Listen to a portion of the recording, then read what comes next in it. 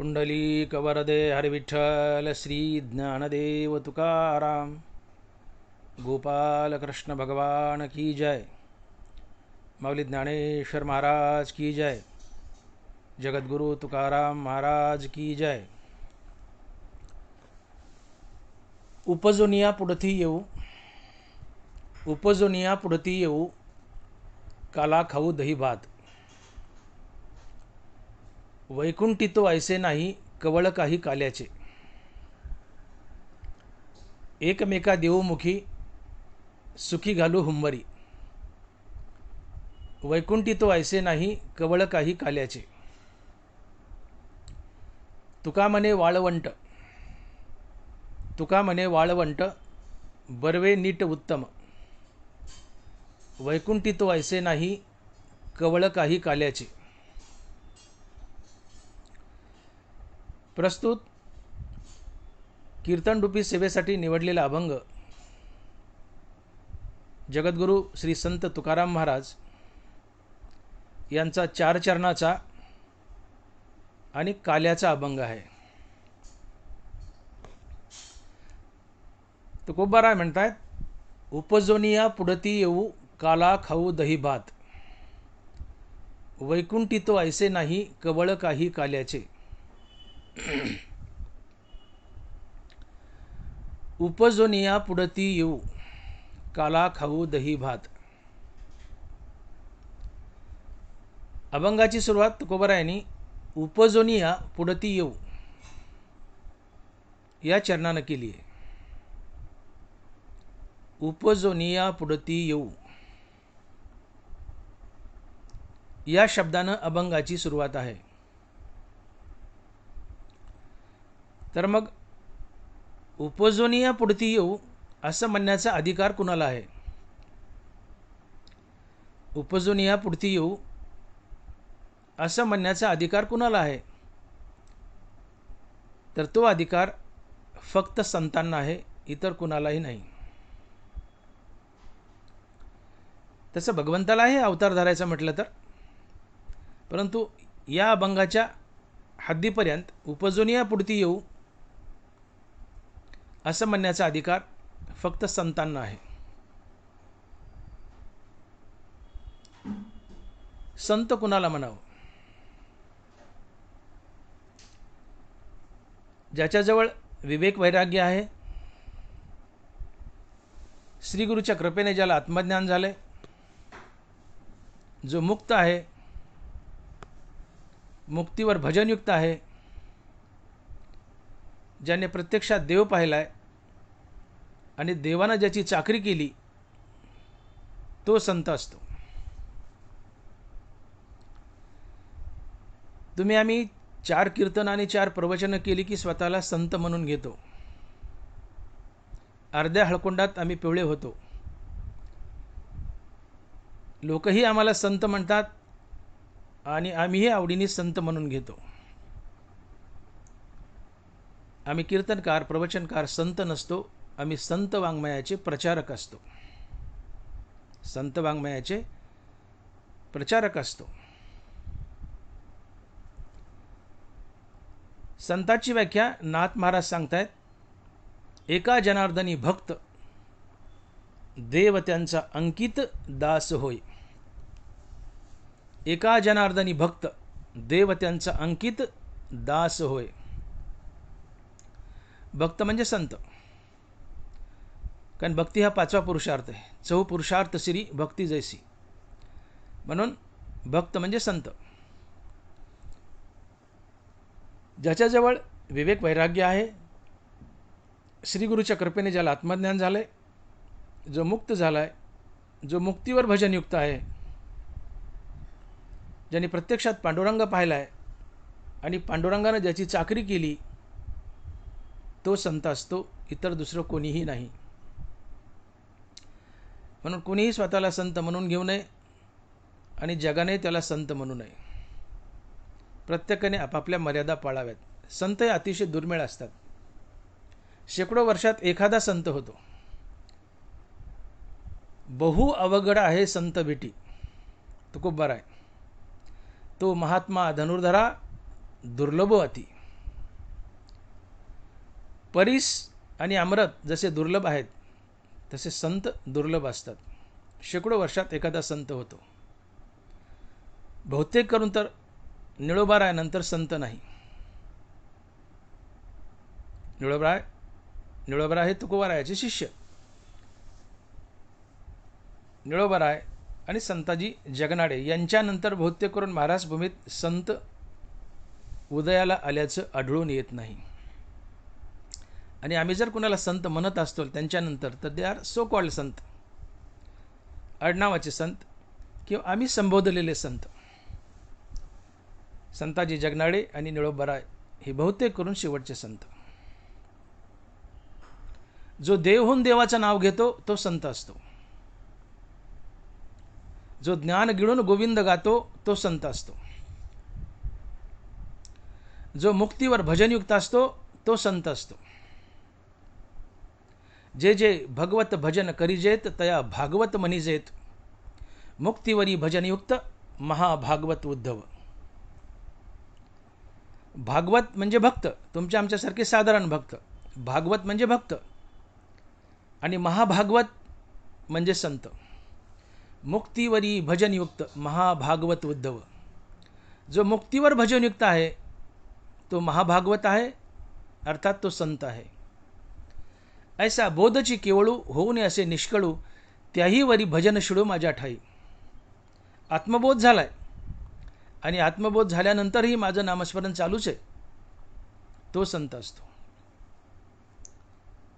निष्काम कर्म आणि निष्काम हरिनाम हे साधन आहे मोक्षाचं. या निष्काम कर्मानं आणि निष्काम हरिनामानं मोक्ष प्राप्त करायचा. आणि मोक्ष प्राप्त झाल्यानंतरही निष्काम कर्म आणि निष्काम हरिनाम टाकून द्यायचं नाही, त्याला ओराशी घट्ट पकडून ठेवायचं आणि मुक्तीवर भजनयुक्त बनायचं आणि निष्काम कर्मही चालूच ठेवायचे. त्याला संत म्हणतात. काही साधक मोक्ष प्राप्त झाला की निष्काम कर्म आणि निष्काम हरिनाम टाकून देतात आणि भगवंताच्या सायुज्य मोक्षात विलीन होतात. तो चौथा पुरुषार्थ आहे, सायुज्य मुक्ती. परंतु काही साधक ज्या निष्काम कर्मानं आणि निष्काम हरिनामानं मुक्ती मिळवली, मुक्ती मिळाल्यानंतरही निष्काम कर्म आणि निष्काम हरिनाम टाकून देत नाहीत. मुक्ती मिळाल्यावरही निष्काम कर्म आणि निष्काम हरिनाम चालूच ठेवतात, ते संत असतात. आणि यालाच नाथ महाराज म्हणतात मुक्तीवरी भजनयुक्त महाभागवत उद्धव. आणि म्हणून संतांची व्याख्या करताना नाथ महाराजांनी केली की जो ज्याच्याजवळ विवेक वैराग्य आहे, श्रीगुरूच्या कृपेने आत्मज्ञान आहे, जो मुक्त झालाय, जो मुक्तीवर भजनयुक्त आहे, ज्याने प्रत्यक्षात पांडुरंग पाहिलाय आणि पांडुरंगाने ज्याची चाकरी केली, तो संत असतो. अर्थात जो देव होऊन देवाचं नाव घेतो तोच संत असतो, इतर दुसरं कोणीही नाही. आणि हा संत अर्थात हे संतपद हा पाचवा पुरुषार्थ आहे. याला ज्ञानोबराय भक्ती म्हणतात.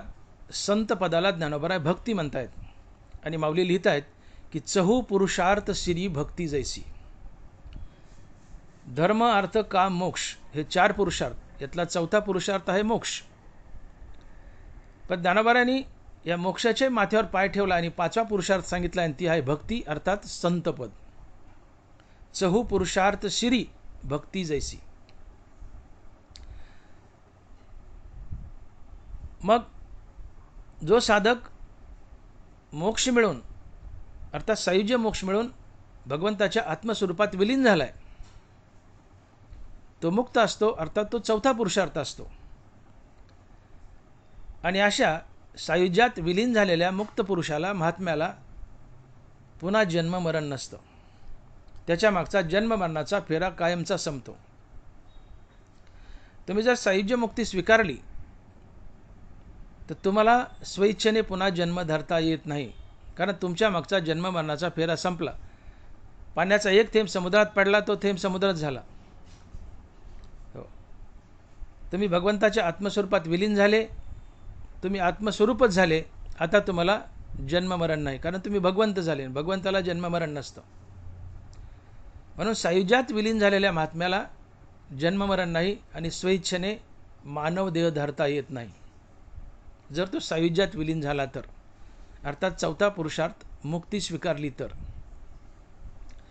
म्हणून ज्यावेळेस साधक अर्थात भक्त मोक्षाच्या उंबरठ्यावर उभा असतो, त्यावेळेस भगवंत अशा साधकाच्या पुढे 2 पर्याय ठेवतात आणि भगवंत विचारतात, हे 2 ऑप्शन ठेवतात, 2 पर्याय ठेवतात की यातलं तुला काय हवंय. ज्ञानोबा लिहित आहेत की आपण पे विन एक ते तैसेची सुख साजूक, सब प्रेमळा लागी देख ठेविले जतून, जया माझ्या सायुज्याची चाड, तयाचे तेच पूर्वी मी कोड, का सेवा म्हणते तरी आड प्रेम सुये. हे 2 पर्याय भगवंत साधकाच्या पुढे ठेवतात आणि त्याला विचारतात की तुला सायुज्य मोक्ष हवाय का माझं प्रेम हवंय, माझी भक्ती हवी आहे. भक्त जर म्हणाला की मला सायुज्य मोक्ष हवाय, तर भगवंत त्याला चौथा पुरुषात सायुज्य मोक्ष देतात आणि आत्मस्वरूपात विलीन करतात, तो मुक्त होतो. पण जो साधक, जो भक्त म्हणतो की देवा मला तुझा सायुज्य मोक्ष नको, मला तुझी भक्ती हवी आहे,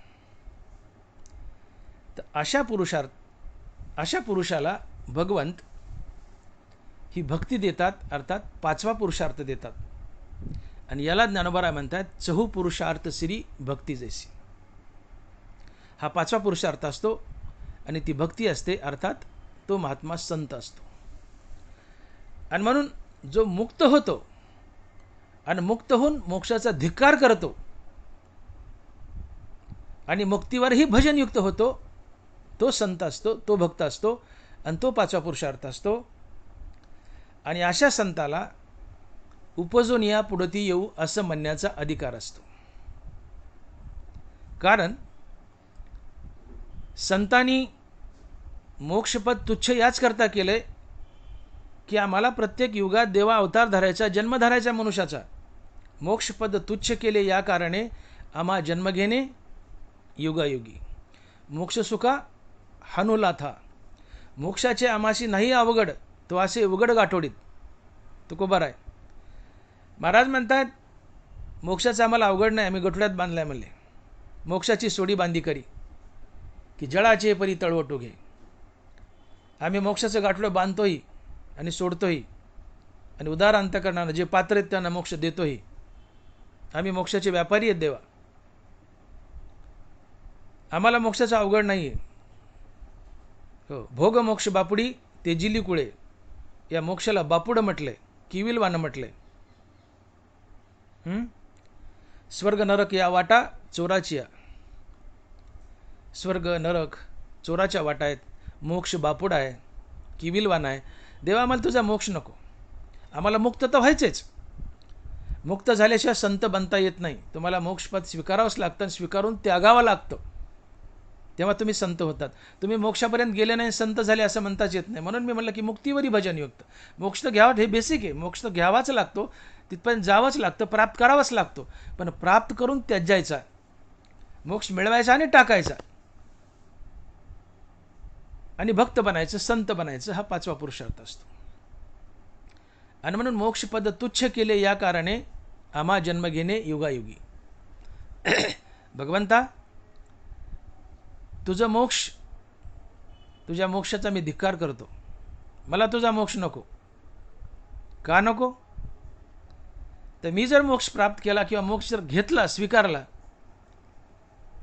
तर मी तुझ्या सायुज्यात विलीन होईल.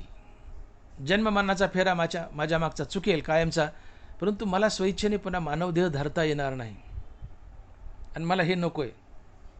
सांडोनी सुखाचा वाटा, मुक्ती मागे तो करंटा, कार्य न घ्यावा जन्म आणि प्रेमे लुटावे नाम. नामदेव महाराज. मुक्ती मागे तो करंटा. नामदेव महाराज म्हणतात अरे कशाला मोक्षाच्या नादाला लागले, मोक्ष घ्या, प्राप्त करा, तो मिळवा आणि त्याचा त्याग करा आणि पुन्हा पुन्हा स्वइच्छेने मानव जन्म धरा आणि भगवंताच्या हरिनामाचा आनंद लुटा. कार्य न घ्यावा जन्म आणि प्रेमे लुटावे नाम. आणि म्हणून तुकोबाराने देवाला खडसावून सांगितलं, देवा तुझा मोक्ष मला नको, आम्ही त्याला तुच्छ समजतो, आम्ही प्राप्त केला आहे पण टाकूनही दिला आहे, आम्हाला तो नको, तो तुच्छ आमच्या नजरेत. का? आम्ही जर तो कायमचा स्वीकारला तर मला पुन्हा मनुष्याचं शरीर धरता येणार नाही आणि मृत्यूलोकात जाता येणार नाही आणि तुझ्या नावाचे गोडवे गाता येणार नाही, मला भक्तीचा आनंद घेता येणार नाही. आणि मला तर तुझ्या नावाचा भक्तीचा आनंद घ्यायचा आहे देवा, मानवाचं शरीर धरायचं आहे. कारण मनुष्य शरीर धारण नाही केलं तर भगवंताची भक्ती नामस्मरण करता येत नाही. आणि मग मानव शरीर धारण करण्यासाठी मृत्यूलोकात जावं लागतं, तेव्हाच तुझ्या नामाचा महिमा मला गाता येतो, भक्तीचा आनंद लुटता येतो. आणि मग हे मानव शरीर धारण करण्यासाठी आणि भक्ती करण्यासाठी आम्हाला तुझा मोक्ष नको. तुझा मोक्ष स्वीकारला तर आम्हाला पुन्हा स्वेच्छेने मानव शरीर धरता येत नाही, तुझ्या सायुज्यात कायमचे विलीन होतो. मग स्वेच्छेने मानव शरीर धरता यावं, भक्ती करता यावी, यासाठी देवा आम्ही मोक्षाचा धिक्कार करतो आणि मोक्षाच्या पुढं जे 5वं संतपद आहे, भक्ती आहे, ती स्वीकारतो. आणि तुकोबाराने ती 5वा पुरुषार्थ भक्ती स्वीकारली आहे. आणि असा भक्त, असा संत अधिकारी पुरुष असतो, तो अधिकाराने म्हणू शकतो की उपजोनिया पुढती येऊ. अशा संत महात्म्याला अधिकार असतो म्हणण्याचा की उपजोनिया पुढती येऊ. शिवाय तुकोबारा बोलले की हेची व्हावी माझी आस, जन्मजन्मी तुझा दास. आस म्हणजे इच्छा, वासना. मरताना जी वासना असते तसा पुढचा जन्म मिळतो. आणि मरणी जया जे आठवे तो तेची गती ते पावे, म्हणून सदा स्मरावे मातेची तुवा. आयुष्यभर तुम्ही ज्या वस्तूवर सर्वात जास्त प्रेम केलंय, मरण समय तीच वस्तू चित्तात येऊन उभी राहते आणि पुढच्या जन्मी तुम्ही ती वस्तू बनता. आणि मग असा जर नियम असेल, उदाहरणार्थ तुम्ही मुलावर प्रेम केलं, मुलगा चित्तात येईल, पुढच्या जन्मी तुम्ही माणूस व्हाल. बैलावर प्रेम केलं, मरताना बैल चित्तात येईल, पुढच्या जन्मात बैल व्हाल. अनेक उदाहरणं आहेत. आयुष्यभर ज्याच्यावर प्रेम केलं, मरताना ती वस्तू चित्तात येईल आणि त्या वस्तूच्या तुम्ही जन्माला जाल. मग आयुष्यभर जर रामावर प्रेम केलं आणि एक वासना ठेवली की जन्मोजन्मी तुझा दास, मला जन्मोजन्मी तुझा दास व्हायचे देवा, पुन्हा पुन्हा जन्म घ्यायचेत आणि तुझा दास व्हायचे, तुझी भक्ती करायची, ही जर वासना ठेवली मरताना, हेची व्हावी माझी आस, जन्मजन्मी तुझा दास. आयुष्यभर रामनामावर प्रेम केले परंतु वासना एक ठेवली की मला रामात विलीन व्हायचं नाही, जन्मजन्मी तुझा दास, पुन्हा जन्म धरायचे तर तुझा दास व्हायचा आहे. आणि मग जन्म घेणे लागे वासनेच्या संगे. मग वासना आहे तसा जन्म आहे, तर तुकोबाराची वासना आहे की जन्मजन्मी तुझा दास. मग तुकोबाराने देह सोडताना किंवा वैकुंठ गमनाच्या वेळेस वासना ठेवली होती की जन्मजन्मी तुझा दास. आणि जशी वासना आहे तसा जन्म आहे. आणि मग तुकोबाराची वासना आहे की जन्मजन्मी तुझा दास, तर या अधिकारानं सुद्धा तुकोबारा उपजून या पुढती येऊ म्हणू शकतात. संत म्हणू शकतो की उपजून या पुढती येऊ. आणि मरताना वासना जर ठेवली की मला पुन्हा पुन्हा तुझा दास व्हायचा आहे, मनुष्य व्हायचे आणि तुझा दास व्हायचा आहे, आयुष्यभर रामनाम घोकले पण वासना ठेवली तुझ्या सायुज्यात विलीन व्हायचं नाही, मोक्ष नको, मुक्तीवर भजनयुक्त व्हायचे, पुन्हा पुन्हा मानव देह धरायचा आहे, तुझा दास व्हायचे, तुझं भजन करायचे, नाम घ्यायचे, ही वासनाही तुम्हाला स्वेच्छेने मनुष्य जन्माला घालण्यासाठी मदत करते. म्हणून हेची व्हावी माझी आस, जन्मजन्मी तुझा दास. आणि म्हणून असा तुकोबारासारखा महात्माच म्हणू शकतो किंवा तुकोबाराच्या तोडीचे जे महात्मे संत आहेत तेच म्हणू शकतात की उपजोनिया पुढती येऊ. आणि म्हणून देवाकडून तुकोबारांनी मागून घेतले. तुकोबारा बोलले का अभंगात की देवाचे अवतार तुका त्याचे बरोबर, देवाचे अवतार तुका त्याचे बरोबर. देवाच्या प्रत्येक अवतारात तुकाराम महाराज संत म्हणून येत होते. देवाकडून बांधून घेतलं होतं तुकोबारायांनी. बघा, देवाच्या नरसिंह अवतारात तुकाराम महाराज प्रल्हाद होते. देवाच्या राम अवतारात तुकोबाराय अंगद होते. देवाच्या कृष्ण अवतारात तुकाराम महाराज उद्धव होते. देवाच्या पांडुरंग अवतारात तुकाराम महाराज नामदेव महाराज होते. 16व्या शतकात तुकाराम महाराज स्वतंत्र तुकाराम महाराज म्हणून आले. आणि कल्की अवतारात तुकोबारा आता काय बनून येतात ते पुढे आपल्याला पाहायला मिळेल, आज काही सांगता येत नाही.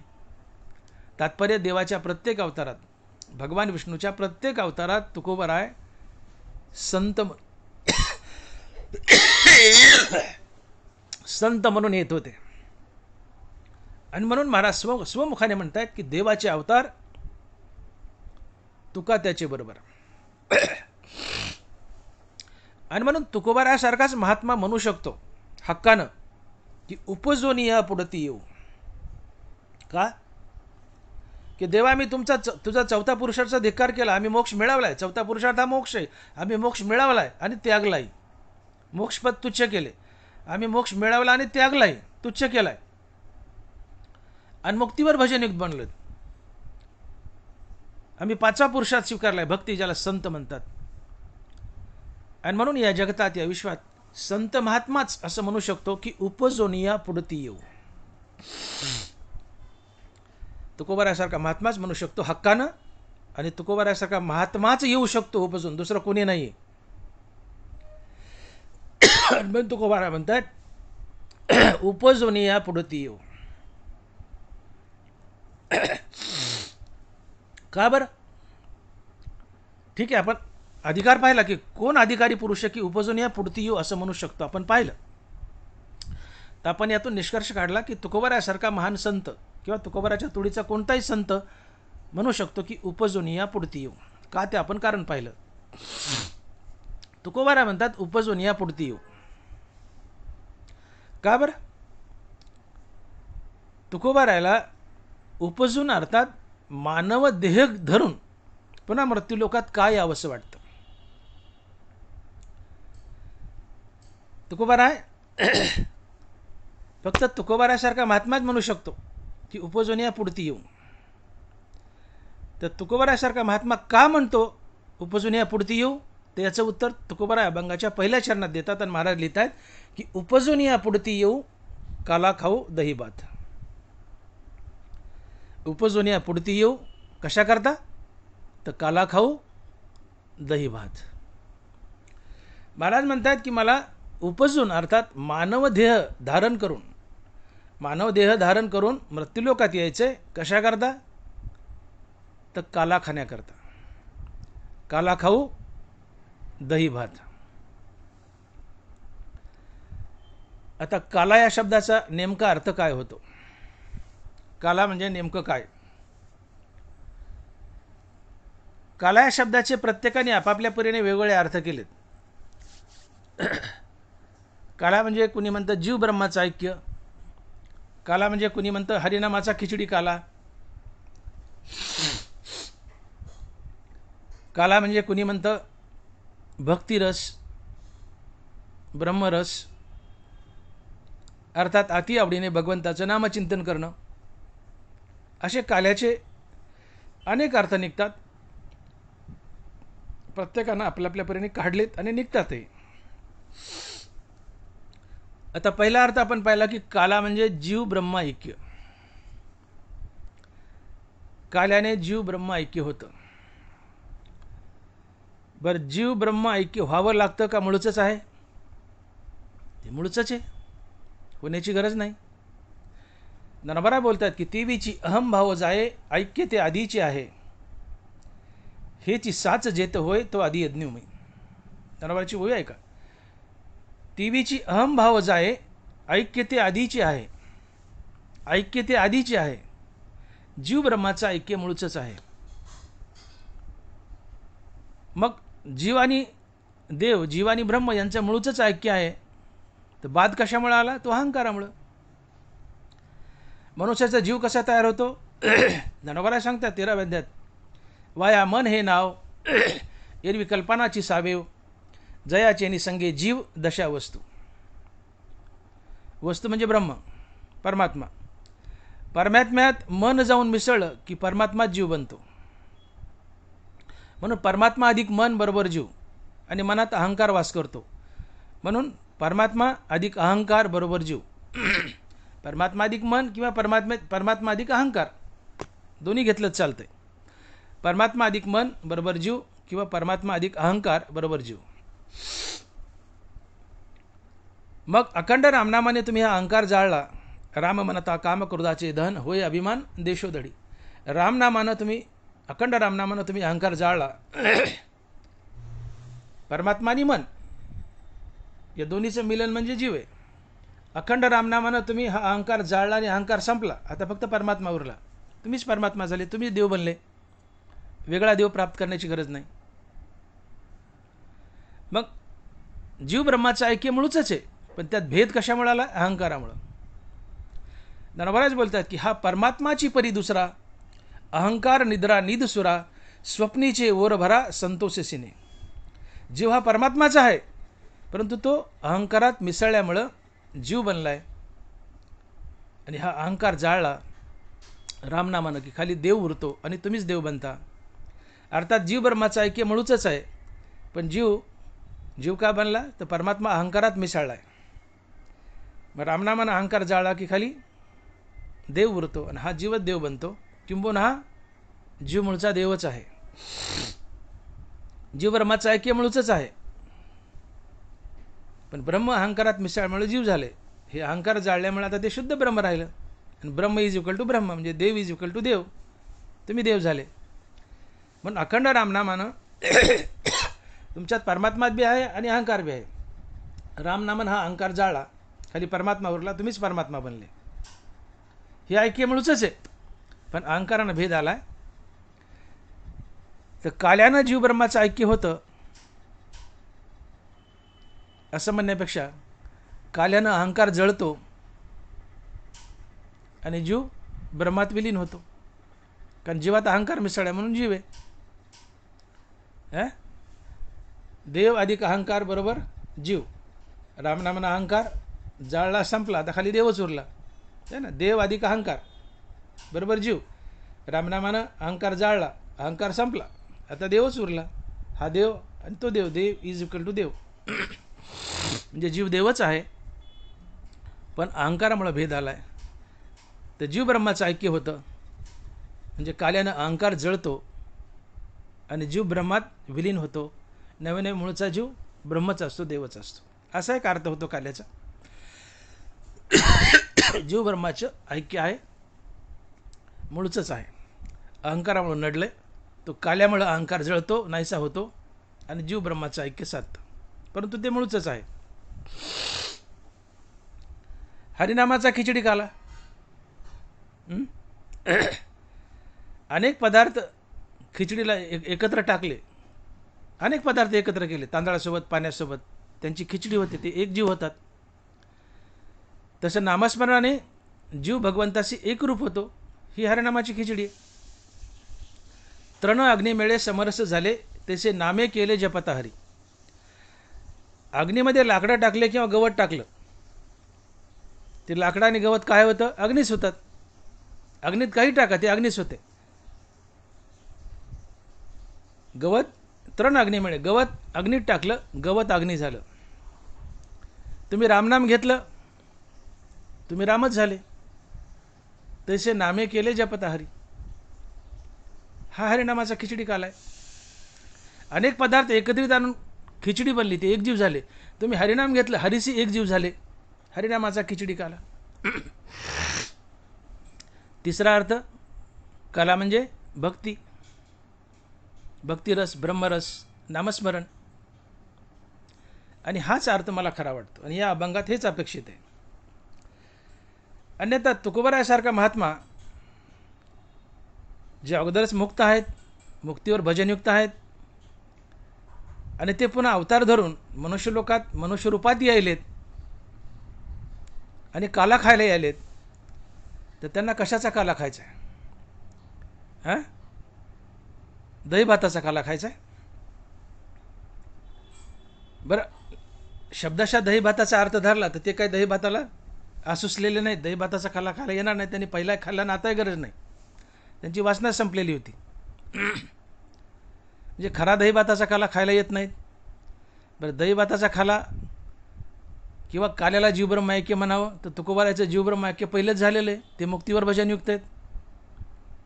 हां, मग जीवब्रह्म ऐक्यासाठी पण येत नाहीत, कारण ते मूळचेच त्यांचं जीवब्रह्म ऐक्य झालेलंच आहे, मुक्त आहेत ते. आणि मग तुकोबाराय उपजून या पुढती येऊ काला खाऊ दही भात असं जे म्हणतायत, तर याचा स्पष्ट अर्थ होतो की तुकोबारायांना मनुष्य देह धारण करून मृत्यूलोकात यायचे आणि भगवंताच्या नामाचा आनंद लुटायचा आहे. काला खाऊ दहीभात याचा स्पष्ट अर्थ होतो. याला फाटे फोडायचीच गरज नाही. उपजून या पुढती येऊ काला खाऊ दहीभात या शब्दाचा सरळ अर्थ होतो की तुकोबारायांना मनुष्य देह धारण करून मृत्यूलोकात यायचं आहे. ते प्रामुख्यानं एकाच कारणासाठी की त्यांना मनुष्य बनून हरिनामाचा गोडवा गायचा आहे, हरिनामाचा आनंद लुटायचा आहे आणि संत कार्य करायचे. वाढावया सुख भक्तिभाव धर्म कुळाचार नाम विठोबाचे उद्धराया जड जनजीव. हे एक कार्य करायचे संत कार्य आणि हरिनामाचा आनंद लुटायचा आहे. या दोन प्रमुख कारणासाठी तुकोबारायांना उपजून यायचे आणि काला खायचं आहे. तर काला खाऊ दहीभात म्हणजे स्पष्ट हरिनामाचा आनंद लुटणे, भक्तिरसाचा आनंद लुटणे, ब्रह्मरसाचा आनंद लुटणे. कारण काला म्हणजे भक्तीच, काला म्हणजे भक्तिरस, काला म्हणजे ब्रह्मरस, काला म्हणजे अति आवडीने भगवंताचं नामचिंतन करणे म्हणजेच काला. मग तुकोबारायांना मनुष्य जन्म धारण करून पुन्हा मनुष्य लोकात यायचे. ते नामदेव महाराज जे बोलले की सांडोनी सुखाचा वाटा मुक्ती मागे तो करंटा कार्य न घ्यावा जन्म आणि प्रेमे लुटावे नाम. तुकोबारायांना प्रेमानं हरिनामाचा आनंद लुटायचा आहे. यासाठी मनुष्य देह धारण करून ते मृत्यूलोकात आलेत आणि हाच हरिनामाचा खिचडी काला आहे किंवा हाच काला खाऊ दहीभात आहे. उपजून या पुढती येऊ काला खाऊ दहीभात. तुकोबारायांना हरिनामाचा आनंद लुटायचा आहे, हाच काला खाऊ दहीभात. हरिनाम याबद्दल बोलताना ज्ञानोबारायांनी या हरिनामाला एक विशेषण दिलं आहे. हरिनामाला ज्ञानोबाराय संभोग म्हणतायत. तुम्ही ज्ञानेश्वरीच्या 4थ्या अध्यायात बघा, ज्ञानोबाराय म्हणतायत जो मनासी चाडण सांगे प्रकृतीचे केले नेगे जो श्रद्धेचेनी संभोगे सुखिया झाला. जो मनासी चाडण सांगे प्रकृतीचे केले नेगे जो श्रद्धेचेनी संभोगे सुखिया झाला. जो श्रद्धेचेनी संभोगे सुखिया झाला. श्रद्धा कशाला म्हणावं? नाथ महाराज भागवतात श्रद्धेची व्याख्या सांगतात. महाराज लिहित आहेत की माझ्या नामाची अति आवडी तया नाव श्रद्धा रोकडी. माझ्या नामाची अति आवडी तया नाव श्रद्धा रोकडी. भगवंताच्या नामाची अतिशय आवड याला श्रद्धा म्हणतात. अर्थात सोप्या भाषेत मुखानं भगवंताचं नाम घेत राहणं ही श्रद्धा आहे. नामस्मरण ही श्रद्धा आहे. आणि या नामस्मरणाला, या श्रद्धेला ज्ञानोबाराय संभोग म्हणतात. भोग आणि संभोग यात थोडा फरक आहे. तुम्ही गुलाबजामुन खाल्ले, हा भोग आहे. कारण जी वस्तू भोगली, खाल्ली, भोगली, त्या वस्तूने तुम्हाला एकट्यालाच आनंद दिलाय, तो भोग असतो. एक वस्तू खाल्ली, भोगली आणि एका वेळेस त्या व्यक्तीला एकट्यालाच आनंद झालाय, हा भोग असतो. परंतु एक वस्तू खाल्ली किंवा भोगली आणि त्या एकाच वस्तूने एकाच वेळी दोन व्यक्तीला आनंद होतो, तो संभोग असतो. आणि या हरिनामाला ज्ञानोबाराय संभोग म्हणतात.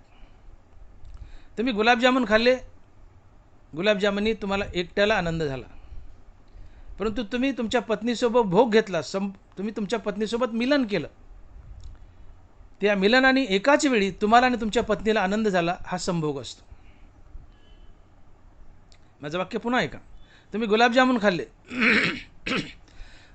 गुलाबजामुनी तुम्हाला एकट्याला आनंद झाला, हा भोग आहे. परंतु पत्नीशी मिलन केलं, या मिलनाने एकाच वेळी एकाच भोगानं दोघालाही आनंद झाला, हा संभोग असतो. तसं हरिनाम हे संभोग आहे. भक्तानं हरिनाम घेतलं तर हरिनामानं भक्ताला तर आनंद होतोच, परंतु तितकाच आनंद देवालाही होतो. आणि म्हणून हरिनामाला ज्ञानोबाराय संभोग म्हणतात. एका वस्तूनं एका वेळी एकाच व्यक्तीला आनंद देणं हा भोग. परंतु एकाच वस्तूनं एकाच वेळी दोन व्यक्तीला आनंद देणं हा संभोग. हरिनाम हा संभोग आहे का? तर संतानं किंवा कुणीही हरिनाम घेतलं तर हरिनामानं त्या व्यक्तीला आनंद होतोच, परंतु त्या व्यक्तीला जेवढा आनंद झाला आहे तेवढाच आनंद देवालाही होतो. इथं काय झालं? एकाच हरिनामानं भक्त आणि देव दोघंही सुखावलेत आणि म्हणून हरिनाम संभोग आहे. आणि म्हणून ज्ञानोबा बोलतात की श्रद्धेचेनी संभोगे सुखिया झाला. जो मनासी चाडण सांगे प्रकृतीचे केले नेगे श्रद्धेचेनी संभोगे सुखिया झाला. ज्ञानोबा. तर तुकोबाराला काला खायचा आहे मृत्यूलोकात येऊन, काला खाऊ दही भात. तर तुकोबाराला जो काला खायचा आहे याचा अर्थ तुकोबाराला हरिनामाचा आनंद लुटायचा आहे, स्वतःला आनंदी व्हायचे आणि देवालाही आनंदी करायचे, कारण हरिनाम संभोग आहे. तुकोबाराला हरिनामाचा आनंद घ्यायचा आहे, हरिनामाची मजा लुटायची आहे. मग तुकोबाराला हरिनामाची जेवढी मजा वाटली, जेवढा आनंद वाटला तेवढाच आनंद देवालाही द्यायचा आहे, कारण हरिनाम संभोग आहे. आणि म्हणून संत स्वेच्छेने अवतार धरून उपजून या पुरती येतात आणि मनसोक्त हरिनामाचा आनंद लुटतात आणि हरिनाम घेऊन देवालाही आनंदी बनवतात. आणि म्हणून संत हे भगवंताचे सर्वात प्रिय असतात, कारण देवालाही आनंद हवा आहे, देवालाही आनंद हवा आहे. आणि म्हणून वेडा झाला लालचावला भक्तीसे. देवाला आनंद होतो तो फक्त भक्तीने, त्याच्या नावानं. तो स्वतःचं नाव घेत नाही, कारण तुझ्या नामाचा महिमा तुझं नकळे मेघश्यामा. तुका म्हणे आम्हा जन्म गोड यासाठी. देवा साखरेची गुढी साखरेला काय कळेल? देवा तुझ्या नावाची गुढी तुला काय कळेल? तुझ्या नावाची गुढी आम्हाला कळेल. तुझ्या नामाचा महिमा तुझं न कळे मेघश्यामा. देवा तुझ्या नामाचा महिमा तुला कळू शकत नाही, तू आम्हाला कळतो. आणि म्हणून आम्हाला मनुष्यजन्म गोड आहे, तुला कळत नाही. आणि मग जो मनुष्य स्वतः भगवंताचं नाम घेतो तो आनंदी होतोच. तर त्या माणसाला जेवढा आनंद झाला आहे नामाने, तितकाच आनंद देवालाही होतो. हा नामस्मरणातून घडलेला संभोग असतो. आणि म्हणून जो संत देवाच्या नावाने आनंदी होतो, त्याच नावानं तो संत देवालाही तितकंच आनंदी बनवतो. आणि देवाला जो आनंदी बनवतो ती व्यक्ती देवाची सर्वात प्रिय असते. आणि म्हणून संत भगवंताचे सर्वात प्रिय असतात. आणि म्हणून भगवंत या हरिनामाचा आनंद लुटण्यासाठी संताच्या तोंडातून, स्वतः नाही संताच्या तोंडातून हरिनामाचा आनंद लुटण्यासाठी संत सदनी राहिला. देव वैकुंठ सोडतो, देव वैकुंठ सोडतो आणि संताच्या घरी येऊन राहतो, राबतो, त्यांची चाकरी करतो. का? संत नामधारक असतात, अखंड नाम. संताचा नामजप अखंड असतो. नित्य सत्य अमित हरिपाठ जैसी लावी मना पिसे गोविंदाचे, छंद या नामाचा घेतलासे, रिकामा अर्धगडी राहू नको, सदा नाम घोष. संत हे अखंड नामधारक असतात. आणि अखंड नामस्मरणाने संतांना तर आनंद मिळतोच, पण संतांना जेवढा आनंद मिळतो या नामानं तितकाच आनंद देवाला मिळतो. दोघेही इक्वली सुखी होतात, आनंदी होतात. आणि जो आपल्याला सुख देतो तो आपला प्राणप्रिय असतो. हा जगताचा नियम आहे. आणि म्हणून संत नामस्मरणाच्या माध्यमातून देवाला सुखी करतात, म्हणून संत देवाचे प्राणप्रिय असतात. देवाची या जगातली सगळ्यात आवडती वस्तू काय असेल तर तो आहे संत. एकदा वैकुंठामध्ये नारद महर्षी देवाच्या भेटीला चाललेत, महाद्वारात आलेत. तर सहज कधी नाही ते त्यांना एक रजिस्टर ठेवलेलं दिसलं महाद्वारात. नारदानं कुतूहलाने ते रजिस्टर उघडलं आणि पाहतायत तर त्या रजिस्टरमध्ये भक्ताची नावं होती. पाहतायत तर त्या नावाच्या यादीमध्ये सगळ्यात नंबर एकला नाव नारदाचं आणि सगळ्यात शेवटी नाव मारुतीचं. नंबर एकला नाव नारदाचं, शेवटी नाव मारुतीचं. नारदाला गर्व झाला, म्हणजे अरे वा, भक्ताची यादी त्या यादीत नंबर एकला नाव माझं आहे आणि सगळ्यात शेवटी मारुती आहे. हे नारद महर्षी नारायण नारायण करत आत गेले, देवाला भेटले, गप्पा छप्पा झाल्या आणि हळूच विषय काढला. म्हणजे देवा, कधी नाही ते दारात मी एक रजिस्टर पाहिलं, म्हणजे देवा, पण त्यात एक थोडंसं ऑड दिसलं मला. म्हणले काय? म्हणले देवा, ती भक्ताची यादी आणि त्यात नंबर एकला नाव माझं आहे. ठीक आहे म्हणले, मी आहेच नंबर एक भक्त, पण मारुती निवळ बढती पास केला म्हणले, सगळ्यात शेवटी नाव टाकलं त्याचं, 35%नीच पास केला म्हणले मारुती. देव हसले, भगवान विष्णू हसले. आणि भगवान विष्णूने हा प्रसंग असा घडला की लक्ष्मी मातेने एकदा भगवंताला प्रश्न विचारला होता की देवा, तुमची या विश्वातील सर्वात आवडती वस्तू काय? पाय चोपत होत्या आणि म्हणले, देवा तुमची सर्वात आवडती वस्तू काय? तर देव म्हणाले, लक्ष्मी आज जरा गडबड आहे, एखाद्या वेळेस तुला निवांत वेळी सांगेल म्हटले मी. पण देवाला नारदाचा गर्व हरण करायचा होता आणि हा प्रसंग घडून आला. हे सगळं देवाचं संभाषण चाललं आणि लक्ष्मी माता पायावर पाय चोपत बसलेले आहेत. नारदाने हे सगळं वृत्तांत सांगितलं की देवा, नंबर 1ला माझं नाव आहे आणि शेवटी मारुतीचं नाव आहे. म्हणले मारुतीने बढतीच पास केला. म्हणले देवा, राष्ट्रामध्ये भक्ताची यादी पण नंबर 1ला मी आहे नारद आणि शेवटी म्हणले मारुती. असं का बरं? म्हणले देवा, मारुती जरा बरा भक्त, तुम्ही निवड नापासच केलाय किंवा बढती पास केलाय. देवानं आपल्या बनेनाच्या किंवा कोपरीच्या खिशातून एक डायरी काढली आणि नारदाच्या हातात दिली आणि म्हणले, नारदा ही डायरी बघा. नारदाने डायरी उघडली आणि डायरी उघडून पाहता तर त्या डायरीमध्ये भक्ताचीच यादी आहे. परंतु या डायरीमध्ये चित्र उलटं होतं. डायरीमध्ये नंबर 1ला नाव होतं मारुतीचं आणि शेवटी नाव होतं नारदाचं. बाहेरचे रजिस्टर, आतली डायरी दोन्ही भक्ताच्या याद्या. बाहेरच्या रजिस्टरमध्ये नारद नंबर 1ला, मारुती शेवटीला. पण डायरीमध्ये मारुती नंबर 1ला आणि नारद शेवटीला. म्हणले देवा, असं कसं काय उलटं? या डायरीत नंबर 1ला मारुती म्हणले, शेवटी मी आहे. देव म्हणतात, नारदा, जे माझं ध्यान करतात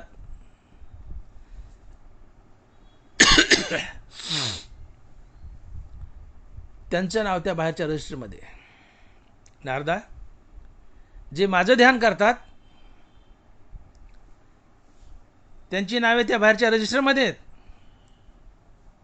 परंतु मी ज्याचं ध्यान करतो त्यांची नावं या डायरीत आहेत आणि त्यात नंबर 1ला माझा मारुती आहे.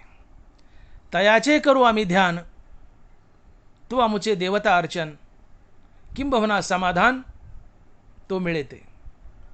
तयाचे करू आम्ही ध्यान. आणि नारदा, तू माझं ध्यान करतो यात काय नवले? म्हणले, मी तुझं ध्यान करावं यात नवले. जे माझं ध्यान करतात त्यांची नाव त्या बाहेरच्या रजिस्टरमध्ये आहेत. जे माझं ध्यान करतात त्यांची नाव त्या बाहेरच्या रजिस्टरमध्ये आहेत. परंतु मी ज्याचं ध्यान करतो त्यांची नाव या डायरीत आहेत आणि त्यात नंबर 1ला माझा मारुती आहे. नारदाचा चेहरा खरखर खरखर उतरला. नारद निघून गेले. नारदाचा गर्वहरण झाला की भक्ताच्या यादीत नंबर 1ला मारुती आहे आणि सगळ्यात शेवटी नारद आहे म्हणले. नारदाचा गर्वहरण झाला. नारद निघून गेले. परंतु हा सगळा प्रकार पायावर बसलेल्या लक्ष्मी माता पाहत होत्या आणि लक्ष्मी मातेला कळालं की देवाची या विश्वातील सर्वात आवडती वस्तू जर काय असेल तर ती आहे संत. कारण मारुती संत होते. मारुतीला संत होते. देवाची या विश्वातील सर्वात आवडती वस्तू आहे संत. कारण लक्ष्मीने प्रश्न केला होता की देवा, तुमची या विश्वातील आवडती वस्तू काय आहे? सर्वात आवडती वस्तू काय? आता प्रत्येक बाईला वाटतं की आपल्या नवऱ्याची आवडती वस्तू आपणच आहेत. वाटतं, असेलच असं नाही आहे. लक्ष्मी आशा धरून बसली होती की देव म्हणतील, लक्ष्मी तू आवडती वस्तू आहे. बायकोला आवडो की नाही आवडो, पण बायकोला आशा असते की आपल्या नवऱ्याची सर्वात आवडती वस्तू जर काय असेल तर मी आहे, बायको आहे. पण देव म्हणाले मारुती. लक्ष्मी मातेच्या पटकन लक्षात आलं की भगवंताची या विश्वातील सर्वात आवडती वस्तू आहे संत. पण तरी अजूनही लक्ष्मीने आशा सोडली नाही. बरं, देवा म्हणले ठीक आहे, नंबर 1ला संत आहे तुमची आवडती वस्तू, नंबर 2ला काय हो? लक्ष्मीला वाटलं ते म्हणते लक्ष्मी. अजून लक्ष्मीने आशा सोडली नाही. देव म्हणले लक्ष्मी, नंबर 1ची आवडती वस्तू आहे संत, नंबर 2ची आहे गीता ज्ञानेश्वरीचा वक्ता. गीता ज्ञानेश्वरीचा वक्ता. अर्जुन हा ठायवरी, मी तया ते स्वे जिवारी, जो गीतार्थाचे करी परगुणे संता. तैसा भूमंडळी आगवा, आन न देखे पांडवा, जो गीता सांगे मिळावा भक्तजनांच्या.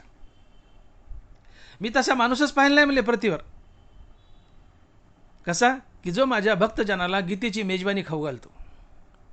अर्थात जो वक्ता गीता ज्ञानेश्वरीची मेजवानी माझ्या भक्ताला खाऊ घालतो, अर्थात जो वक्ता गीता ज्ञानेश्वर प्रवचन करतो आणि माझ्या भक्ताला गीता ज्ञानेश्वरी सांगतो, तो वक्ता मला प्राणप्रिय आहे, त्याला मी माझ्या काळजात हृदयात बसायला जागा देतो.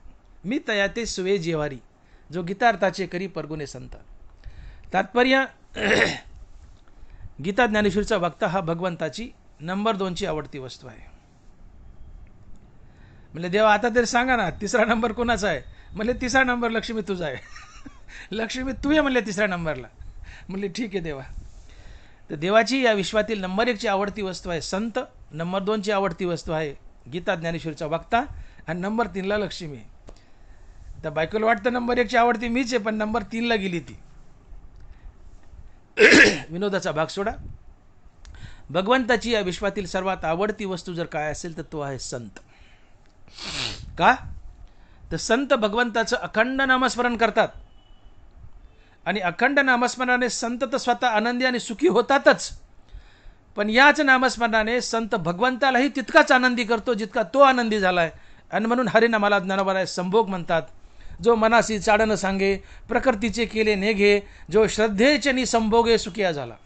हरिनाम हे संभोगे.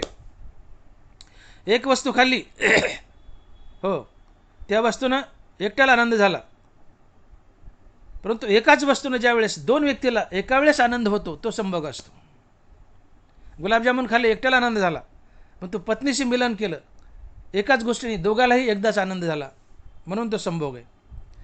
तसं हरिनामानं संतांना तर आनंद होतोच, पण हरिनामानं संतांना जेवढा आनंद झाला आहे तेवढाच आनंद देवालाही होतो, म्हणून हरिनाम हे संभोग आहे. आणि म्हणून तुकोबारायाचा मुख्य उद्देश जो आहे, उपजोनी या पुढती येऊ काला खाऊ दही भात म्हणण्याचा, की मला जन्म धरून या मृत्यूलोकात यायचं आहे, मनुष्य म्हणून यायचं आहे, मला उपजून यायचं आहे मानवाचं शरीर धरून. का?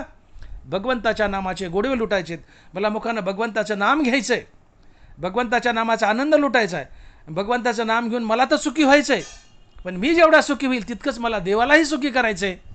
आणि म्हणून उपजून या पुढती येऊ काला खाऊ दही भात. काला खाऊ दही भात, तर याचा अर्थ काला म्हणजे भगवंताच्या भक्तीचा आनंद लुटणे.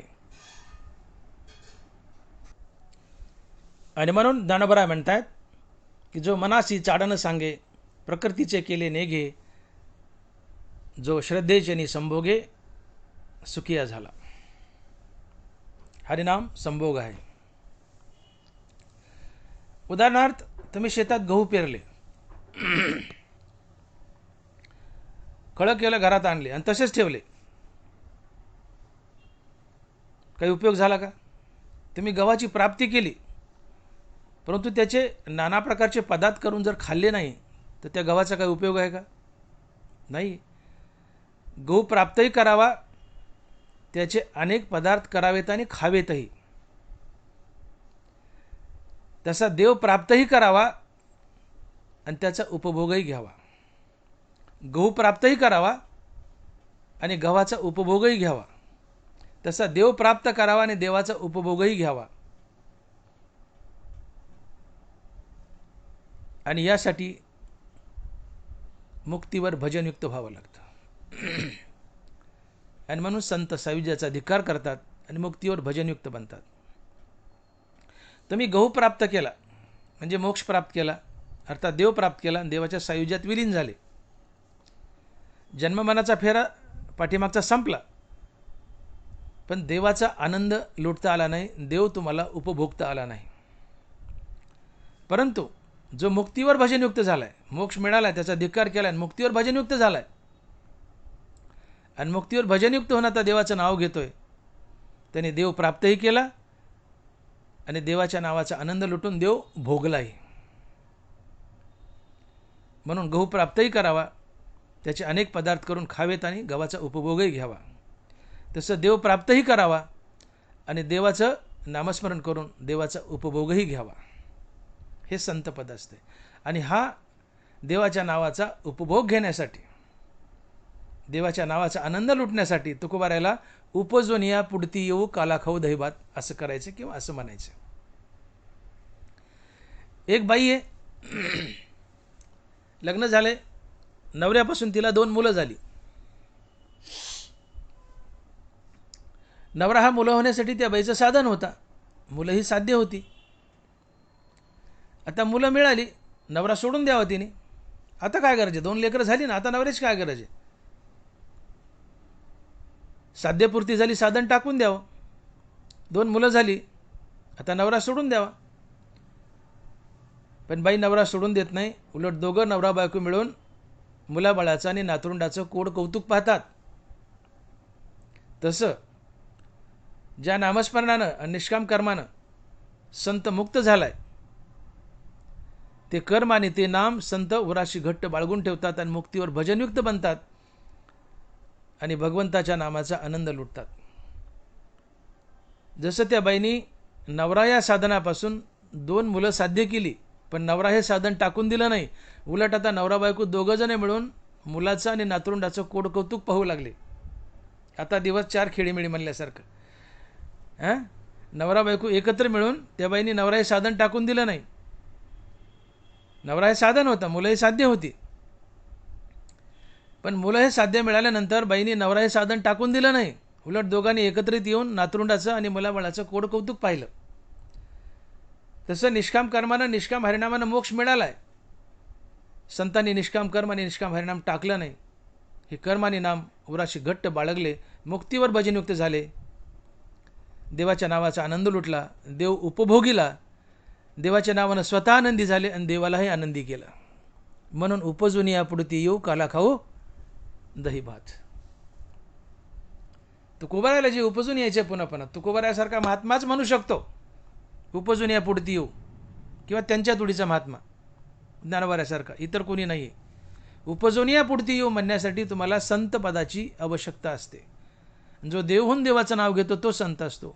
जो मुक्तीवर भजनयुक्त असतो तो संत असतो. असाच महात्मा उपजून या पुढती येऊ असं म्हणू शकतो. ते तुकोबाराय होते. म्हणून महाराज म्हणाले की उपजून या पुढती येऊ. का?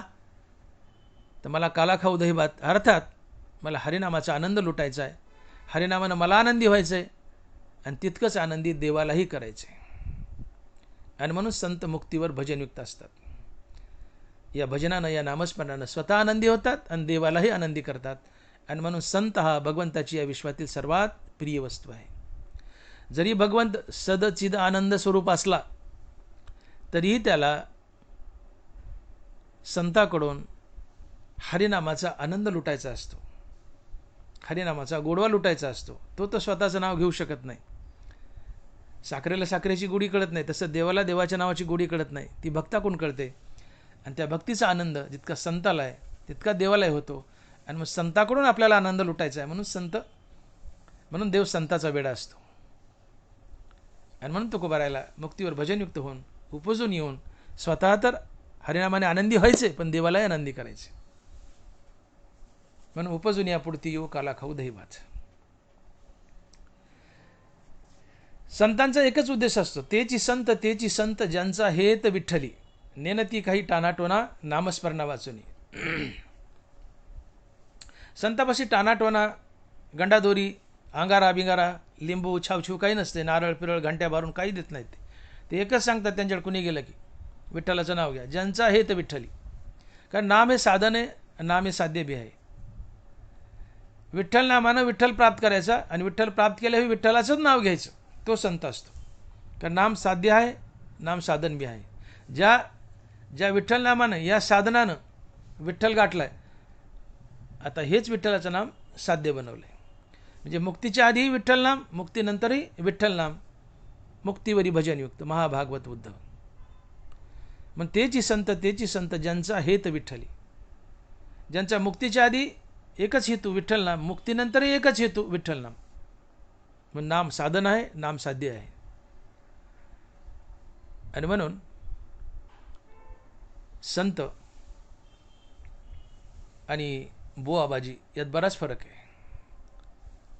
तुम्ही कुणाकडे गेले आणि तुम्हाला जर अंगारा दिला, नारळ दिला, आपल्या ते बरेचसे आहेत तसले, आपल्या ते नारळ देतात, पुड्या देतात, अंगारा देतात, दोरीगांडा करतात, घंट्या भरतात, हो, टानाटोना करतात. ते संत नसतात. ते कोण असतील ते असू द्या, मला माहीत नाही, पण ते संत नसतात. मला कुणाला नावं ठेवायचे नाही, पण ते संत नसतात. मग संत कोण? तेची संत ज्यांचा हेत विठ्ठली, नेनती काही टानाटोना नामस्मरणा वाचने. नामानच मुक्त झाले आणि मुक्तीवरही नामधारकच बनले, ते संत असतात. आणि असेच संत महात्मे उपजून येतात, हरिनामाचा आनंद लुटतात आणि देवालाही आनंदी बनवतात. हा हरिनामाचा खिचडी काला असतो. आणि म्हणून काला म्हणजे भगवंताच्या नामाचा आनंद लुटणे, हाच काल्याचा खरा अर्थ होऊ शकतो. तुमच्या मते काय असेल, पण मला हा अर्थ भावतोय. माझ्या मते हाच अर्थ आहे. काला म्हणजे भक्ती. हो, भक्तिरस, प्रेमरस, ब्रह्मरस, भगवंताचं आनंदाने नाम घेणं, आनंदानं नाम लुटणं, भगवंताच्या नामाचा आनंद लुटणं, हाच काला.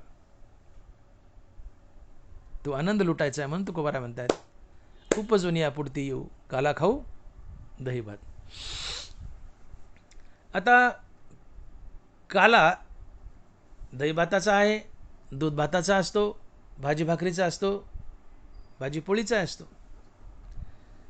एखादी कोरडी भाजी असेल आणि भाकर जर तुम्ही ठोसे मारू मारू खायला लागले तर मजा येत नाही. तोटरे बसतात, घासाघानीच पाणी प्यावं लागतं. आता लय मजा आहे बघा, सध्या नवरात्र चालू आहे.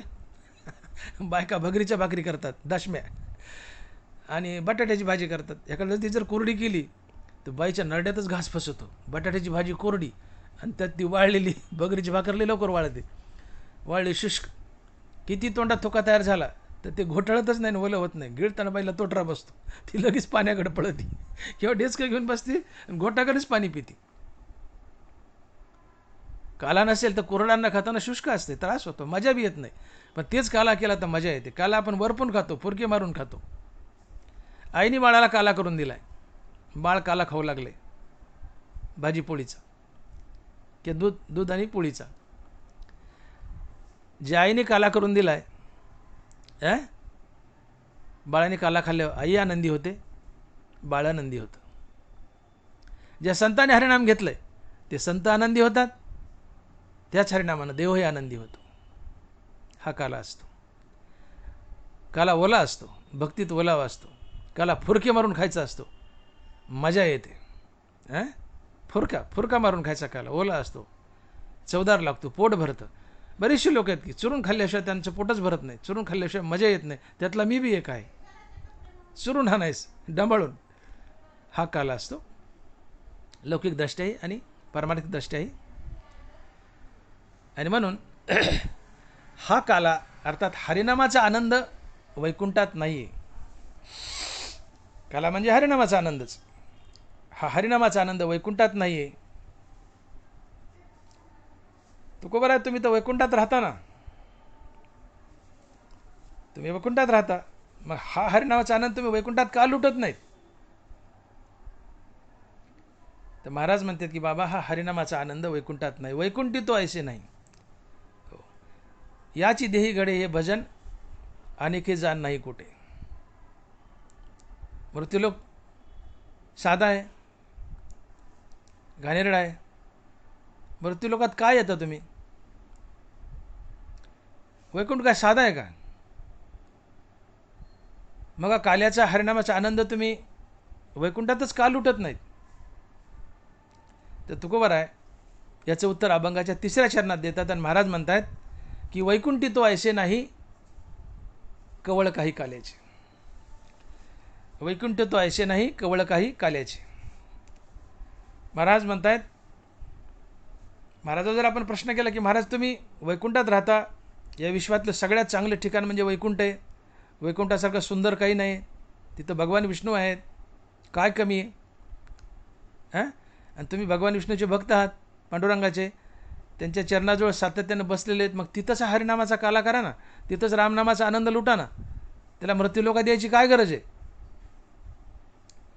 तुकोबारा म्हणतात की बाबा, हा काला वैकुंठात नाही, फक्त मृत्यूलोकात आहे. वैकुंठी तो ऐसे नाही कवळ काही काल्याचे. स्वर्ग बघा, किती सुंदर आहे स्वर्ग. तिथं चिंतामणी आहेत, आपल्याकडे दगडधोंडे आहेत, खडी आहे. चिंतामणीच्या वाटा आहेत, आपल्याकडे फुपाट आहे. तिथं कल्पतरू आहेत, आपल्याकडे लिंबन बाबळी आहेत. तिथं अमृत आहे, इथं पाणी आहे. लक्षात. तिथं कामधेनू आहेत, इथं मसाड आहेत, जरशा गाई आहेत. तिथल्या लोकांना घाम येत नाही, त्यांच्या अंगाचा सुगंध येतो. इथं आपला घाम आणि आपल्या अंगाची घुरट घाण सुटते.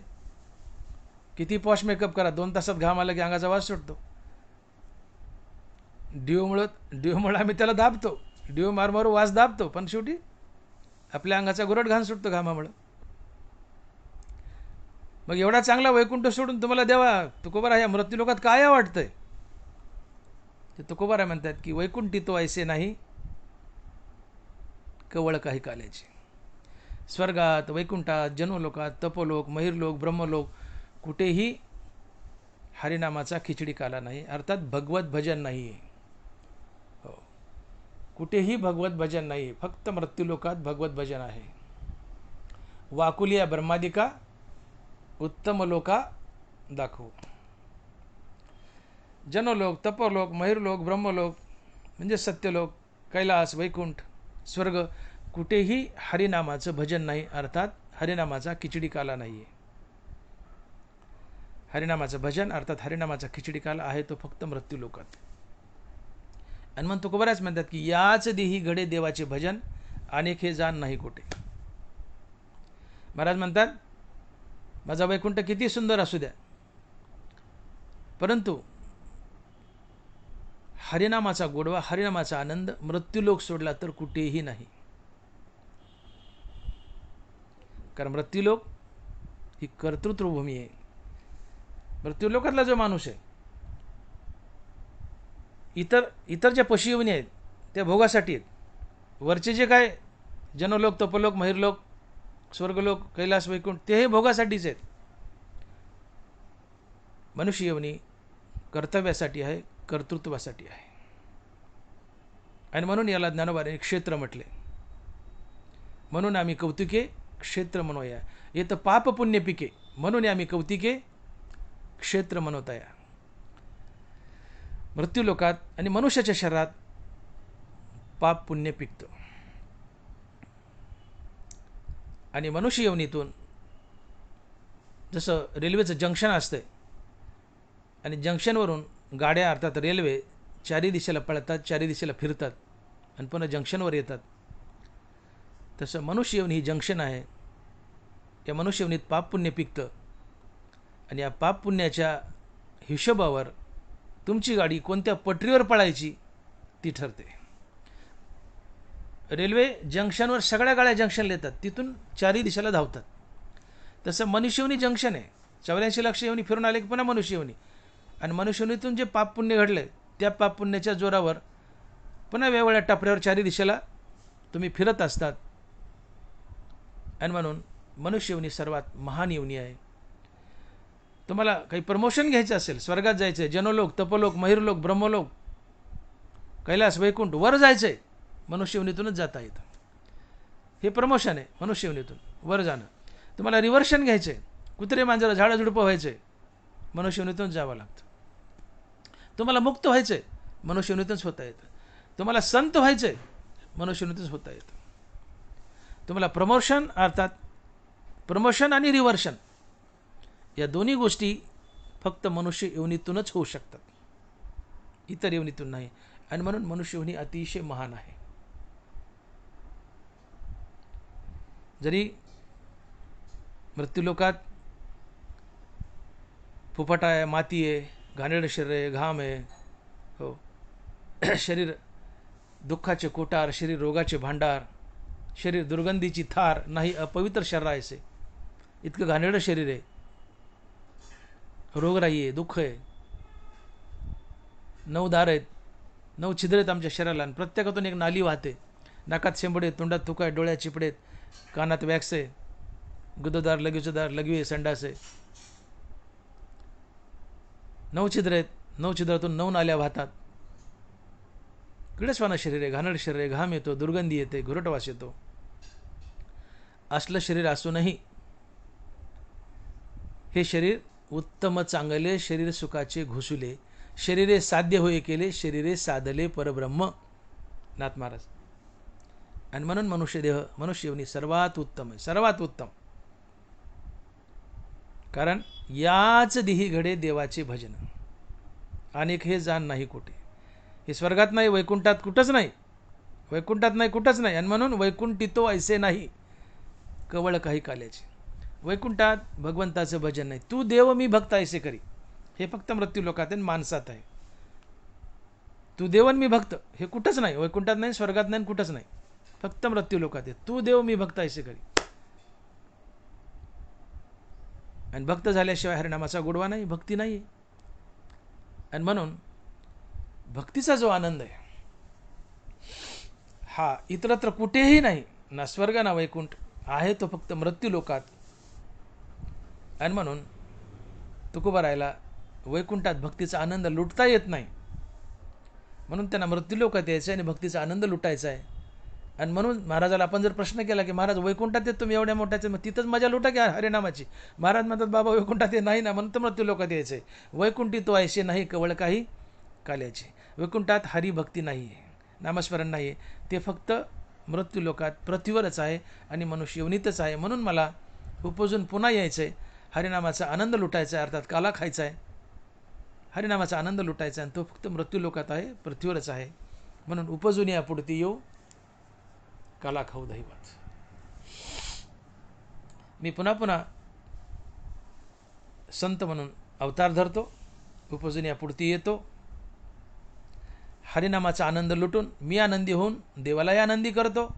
शिवाय संत बनून आल्यावर संताचं जे कार्य अर्थ तेही कार्य असतं तेही अवतार कार्य करतो. ते काय? वाडावया सुख भक्तिभाव धर्म कुळाचार नाम विठोबाचे, उद्धराया जन जडजीव. या पृथ्वीवर भगवंताचं नामस्मरण वाढावं, धर्म वाढावा, कुळाचार वाढावा, भक्ती वाढावी, इथं सुखाची स्थापना व्हावी, जगत सुखी व्हावं, याकरता मी संत कार्य करतो. मुखानं नामस्मरण तर करतो, मी उपजून येतो का? मुखानं नामस्मरण करतो, मी आनंदी होतो, देवाला आनंदी करतो, हरिनामाने संभोग घडवतो. पण जगतातच सुखशांती नांदावी मग धर्माची जोपासना करतो, धर्माची स्थापनाही करतो, कुळाचार वाढवतो, भक्तिभाव वाढवतो, विठ्ठलाच्या नामाचा प्रसार करतो, जगताला सुखी करतो, जगतात धर्म नांदवतो. म्हणूनही मी येतो, उपजून या पुढती येऊ. आणि म्हणून महाराज म्हणाले की हेच आम्हा करणे काम, बीज वाढवावे नाम. तुकोबाराय म्हणतात की माझ्या अवतार कार्यात मला जी कार्य करायचे त्यातलं सगळ्यात प्रमुख कार्य जर काय असेल तर हेच आम्हा करणे काम, बीज वाढवावे नाम. हरिनाम हे बीज आहे. जसं एखादं ज्वारीचं बीज लावलं, ज्वारीचं झाड, आंब्याचं बीज लावलं, आंब्याचं झाड, तसं हरिनामाचं बीज लावलं तर त्याला धर्माचं झाड लागतं. आणि धर्माच्या झाडाला नीती, माणुसकी, इमानदारीची फळे लागतात आणि समाज सुखी होतो. म्हणून तुकोबाराय हरिनामाच्या प्रसारासाठी जगताला सुखी करण्यासाठी अवतार धरतात. आणि मग देवाचे अवतारण तुका त्याचे बरोबर. आणि म्हणून जगताला सुखी ठेवायचं असेल तर जगत फक्त संत विचारानंच सुखी होऊ शकतं, इतर कशाने नाही. आणि म्हणून तुकोबारायला उपजून पुन्हा पुन्हा यायचं आहे. एक कारण काला खायचा आहे, हरिनामाचा आनंद लुटायचा आहे. आणि दुसरं कारण जगताला आनंदी करायचं, जगताला सुखी करायचे, जगतात धर्माची स्थापना करायची, विठ्ठलाच्या नामाचा प्रसार करायचा. म्हणून उपजून या पुढती येऊ काला खाऊ दही भात. मग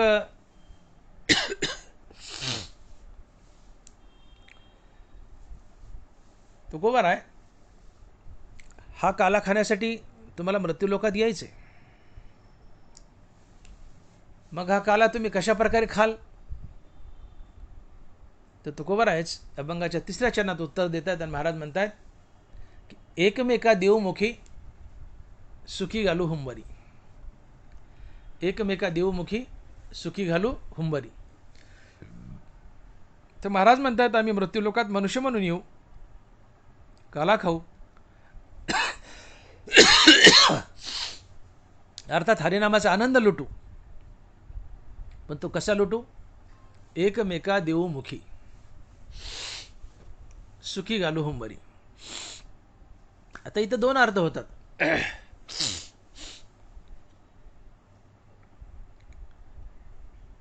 आपण रोजचा जो काला खातो, भाजी भाकरीचा असो, दही भाताचा असो, कुठलाही काला असो, महाराज म्हणतात कसा खाऊ आम्ही? एकमेका देवमुखी. आपण एकमेकाच्या तोंडात काला घालू. इथं तुकोबारायांना परोपकार सुचवायचा आहे, दान सुचवायचं आहे. दानानं समाजात साम्यावस्था येते. समाजात विषमता आहे, कोणी गरीब आहे कोणी श्रीमंत आहे, तर श्रीमंताकडे बोट केलंय की श्रीमंतानो तुम्ही एकटेच खाऊ नका, तुम्ही खात असताना जो घास तुमच्या तोंडात घालतात तो गरिबाच्या तोंडात घाला, गरिबालाही जगवा, परोपकार करा, दान करा. एकमेका देऊमुखी सुखी घालू हुंबरी. अन्न वाटून खा, एकटे खाऊ नका, परोपकार करा, दान करा. दानाने समाजात साम्यावस्था येते. दानाने समाजात साम्यावस्था येते. दानानं तुम्हाला पुण्य लाभतं. दान हे मोक्ष निदानाचं अंजन आहे. दानानं देव भेटतो. दानाचे अनेक फायदे आहेत. त्यातला एक फायदा आहे दानानं तुम्ही द्रष्टाद्रष्टावर विजय मिळवता.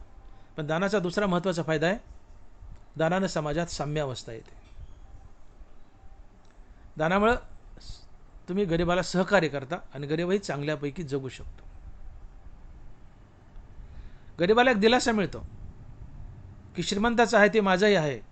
का? तर कधी ना कधी दानाच्या रूपात ते माझ्याकडे येऊ शकतं. आहे श्रीमंताचं, पण दानाच्या रूपात माझ्याकडे येऊ शकतं, माझी अडचण दूर होऊ शकते, म्हणून गरिबाची चिंता मिटते.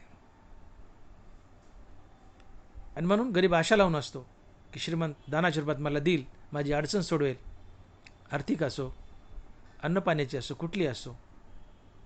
म्हणून तुकोबाराचा एक इशारा आहे की एकमेका देऊमुखी, अन्न हे वाटून खा, तुम्ही खा, दुसऱ्याला द्या. आणि म्हणून एकमेका देऊमुखी, आपण त्याच्या मुखात घालायचं, त्याने आपल्या मुखात घालायचं. आणि याचा दुसरा अर्थ असा होतो की हरिनाम, तुकोबाराय म्हणतात की मी काला म्हणजे हरिनाम, हरिनामाचा आनंद घेणे.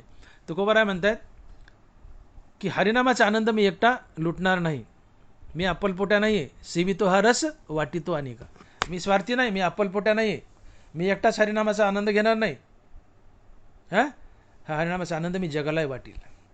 सेवितो हा रस वाटितो अनेका, घ्या रे होऊ नका रानभरी.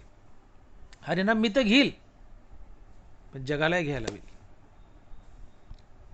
आणि म्हणून तुकोबारा बोलले की हेच आम्हा करणे काम, बीज वाढवावे नाम.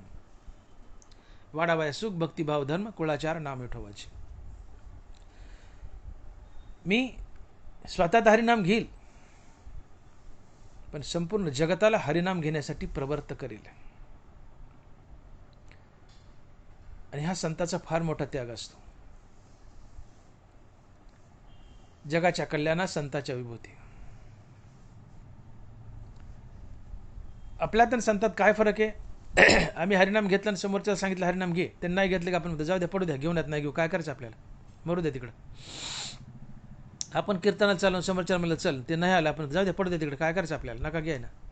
संताचं तसं नाही आहे. संत आग्रह करतात, हो, करुणी सायास शिकविती, करुणी सायास शिकविती, देह कष्टविती परोपकारे. संत स्वतः हरिनाम घेतात, पण जगताला हरिनाम घेण्यासाठी प्रवृत्त करतात. का? कारण समाजात जर सुख शांती नांदवायची असेल तर हरिनाम हेच एक साधन आहे. हरिनाम हा मानवी जीवनाचा केंद्रबिंदू आहे. ज्याच्या मुखात हरिनाम, फक्त त्याच्याच हृदयात दया, आणि ज्याच्या हृदयात दया, फक्त त्याच्या जीवनात धर्म अर्थात नीतिमूल्य नांदतात. आणि जिथं धर्म अर्थात नीतिमूल्य नांदतात तो समाज सुखी असतो. आणि समाजात धर्माची नीतीची स्थापना झाली की समाज सुखी बनतो. वाढावया सुख भक्तिभाव धर्म, कुळाचार नाम विठोबाचे. ज्याच्या मुखात हरिनाम, त्याच्या हृदयात दया. तुकोबाराची साक्ष देतात, भक्तीचे ते वर्म जयाचे हाती, तया घरी शांती क्षमा दया. अर्थात ज्याच्या तोंडात देवाचं नाही, फक्त त्याच्याच जीवनात दया असते. भक्तीचे ते वर्म जयाचे हाती, तया घरी शांती क्षमा दया. ज्याच्या तोंडात देवाचं नाव आहे त्याच्या घरात शांती क्षमा दया नांदतात. म्हणजे तोंडात देवाचं नाव तर हृदयात दया. दया अतित धर्म, ज्ञानोबा आहे. सकळ धर्माशी कारण नामस्मरण हरिकीर्तन. बरोबर आहे. दयेसी स्वतंत्र जन्म नाही, जे तो उपजे तो साधू पाही. दयेला स्वतंत्र जन्म नसतो, ती हरिनामाच्या आश्रयाने जगत असते. साधू नामधारक असतो. साधूच्या मुखात, संताच्या मुखात नाम आहे, नामाजवळ दया आहे. म्हणून दया तेच धर्म. अर्थात ज्याच्या मुखात हरिनाम फक्त त्याच्याच हृदयात दया, आणि ज्याच्या हृदयात दया फक्त त्याच्या जीवनात धर्म, अर्थात नीतिमूल्य. धर्म म्हणजे जातीपाती नव्हे. धर्म म्हणले की 4-5 जे धर्म सभोवताले आपल्या आपल्या आपल्या एवढं ते येतं. धर्म म्हणजे जाती नव्हे. धर्म म्हणजे नीती, रीती, माणुसकी, इमानदारी, सत्य, अहिंसा, प्रेम, जिव्हाळा, परोपकार, सहानुभूती, सदाचार या सद्गुणाच्या समुदायाला धर्म म्हणावं. धर्म म्हणजे सद्गुण. नीती म्हणजे धर्म, इमानदारी म्हणजे धर्म, रीती म्हणजे धर्म, माणुसकी म्हणजे धर्म, परोपकार म्हणजे धर्म, सत्य म्हणजे धर्म, अहिंसा म्हणजे धर्म, सदाचार म्हणजे धर्म. या सद्गुणाला धर्म म्हणावं. तुकोबार आहे तर सत्याला धर्म म्हणतात. सत्य तोची धर्म, असत्य ते कर्म. तुकोबार आहे. अर्थात सद्गुणाला धर्म म्हणावं. आणि मग सद्गुण कुठे नांदतात? हा धर्म कुठे नांदतो? तो दयेपाशी नांदतो. दया कुठे नांदते? तर हरिनामापाशी नांदते. आणि म्हणून हरिनाम तेथे दया, दया तेथे धर्म, अर्थात नीतिमूल्य. मग समाज जर नामधारक बनला तर समाजाच्या हृदयात दया स्थापित होईल. या दयेमुळे त्यांच्याजवळ सद्गुण येतील, अर्थात त्यांच्या जीवनात धर्म येईल. धर्म म्हणजे सद्गुण. समाजाच्या मुखात हरिनाम तर समाजाच्या हृदयात दया. या दयेमुळे त्यांच्या जीवनात सद्गुण, अर्थात धर्म. म्हणजे समाजामध्ये धर्म, अर्थात सद्गुण नांदतील, नीतिमूल्य नांदतील, तेव्हा तिथून लांडी लबाडी पळून जाते. तिथे सदाचार असतो. तिथे कोणी कुणाला फसवत नाही. गुणागोविंदाचं वातावरण असतं आणि कुणीच कुणाला फसवत नाही. नीतिमूल्य नांदतात. तर प्रेम जिव्हाळा वाढतो आणि सुख नांदतं. आणि सुखाच्या रूपानं पुरुषोत्तम कृष्ण परमात्मा येतो. आणि म्हणून ज्ञानोबा म्हणतात की दया तेथ धर्मो, धर्मो तेथ सुखागमो, सुखी पुरुषोत्तम असे जैसा. आणि जिथं धर्म नाही, मुखात जर नाम नाही, तर हृदयात दया नाही आहे. हृदयात दया नाही आहे तर तो निर्दयी आहे, अधर्मी आहे. त्याच्याजवळ दुर्गुण नांदतात. जिथं दुर्गुण नांदतात तिथे लांडीला बडी असते, फसवाफसवी असते. मग भांडण तांटा उभा राहतो, समाज विखुरला जातो, तिथं दुःख नांदतं. म्हणून जिथं नीतिमूल्य नांदतात तिथे सुखशांती असते आणि समाज एकत्रित धरून ठेवला जातो आणि तो देश प्रगती करतो. जिथं नीतिमूल्य नसतात तिथे भांडणतंटा असतो, समाज विखुरला जातो आणि देशाची अधोगती होते. आणि मग समाजात जर सुखशांती नांदावी, समाजाची प्रगती व्हावी, समाज एकत्रित धरून ठेवला जावा असं वाटतंय, तर मुखात हरिनाम असणं आवश्यक आहे. कारण मुखात नाम तर हृदयात दया, हृदयात दया तर जीवनात धर्म, अर्थात नीतिमूल्य. जिथं नीतिमूल्य तिथं सदाचार, सद्गुण, गुणागोविंदाचं वातावरण, लांडीलबाडी नाही, फसवाफसवी नाही आहे. तिथं प्रेम जिव्हाळा आहे. जिथं प्रेम जिव्हाळा आहे तिथं समाज एकत्रित येतो, मैत्रीभाव असतो. तिथं सुख नांदतं. सुखाच्या निमित्तानं देवच नांदतो. म्हणून दया तेथ धर्मो, धर्मो तेथ सुखागमो, सुखी पुरुषोत्तम असे जैसा. पण हरिनाम समाजात सुख शांती नांदवतं. तुमच्या जीवनात कुळाचार आणतं, तुमच्या जीवनात नीतिमूल्य आणतं, म्हणजे धर्म आणतं. सकळ धर्माशी कारण नामस्मरण, हरिकीर्तन. आणि म्हणून संत हे अप्पलपोटे नसतात. तुकोबाराय म्हणतात की मला अवतार धरून यायचंय, मृत्यूलोकात यायचंय, काला खायचा आहे दही भाताचा, अर्थात मला हरिनामाचा आनंद लुटायचा आहे. परंतु मी अप्पलपोट्या नाही आहे, मी स्वार्थी नाही आहे. हे हरिनाम मलाही घ्यायचे आणि जगताच्या मुखात द्यायचे. एकमेका देवमुखी हरिनाम मलाही घ्यायचे आणि तुमच्या मुखात द्यायचे. का? तर जगतानं हरिनाम घेतलं तर जगतामध्ये सुख नांदतं. वाढावया सुख, भक्तिभाव, धर्म, कुळाचार, नाम, विठोबाचे हे सगळंच वाढतं. समाजात सुख शांती प्रस्थापित होते. आणि म्हणून हरिनामाचा प्रसार करणे हे माझं अवतार कार्यातील प्रमुख कार्य आहे. काला म्हणजे भक्तीचा आनंद लुटणे, हरिनामाचा आनंद लुटणे. पण तो भक्तीचा, हरिनामाचा आनंद मी एकटा लुटणार नाही. माझ्यासोबत जगालाही घेईल. मी तर हरिनाम घेईल पण जगालाही घ्यायला लावेल. हरिनाम घेऊन मी तर सुखी होईल, पण हरिनाम जगाला घ्यायला लावून जगालाही सुखी करील. याला म्हणायचं एकमेका देवमुखी सुखी घालू हुंबरी. हरिनामाच्या बाबतीत. आणि दुसऱ्या लौकिक जीवनात आपण बोलून गेलो की एकमेका देवमुखी. तुमच्यापाशी अन्न आहे, जगाला द्या ना, खाऊ द्या ना, दान करा. एकमेका देवमुखी यातून दोन अर्थ काढायचे की तुमच्यापाशी भरपूर आहे, तुम्ही एकटे मजा करू नका, गोरगरिबालाही द्या, एकमेकाच्या तोंडात घाला, गरिबालाही जगवा, दान करा, परोपकार करा, एकमेका देवमुखी. आणि दुसरा अर्थ, तुम्ही हरिनाम घ्या आणि जगाला हरिनाम घेण्यासाठी प्रवृत्त करा. कारण हरिनाम हा मानवी जीवनाचा केंद्रबिंदू आहे. तुम्ही जर हरिनाम घेतलं तर जगात सुख शांती नांदते, अन्यथा नाही. समाज अधोगतीला जातो जर समाजामध्ये हरिनाम नसेल तर.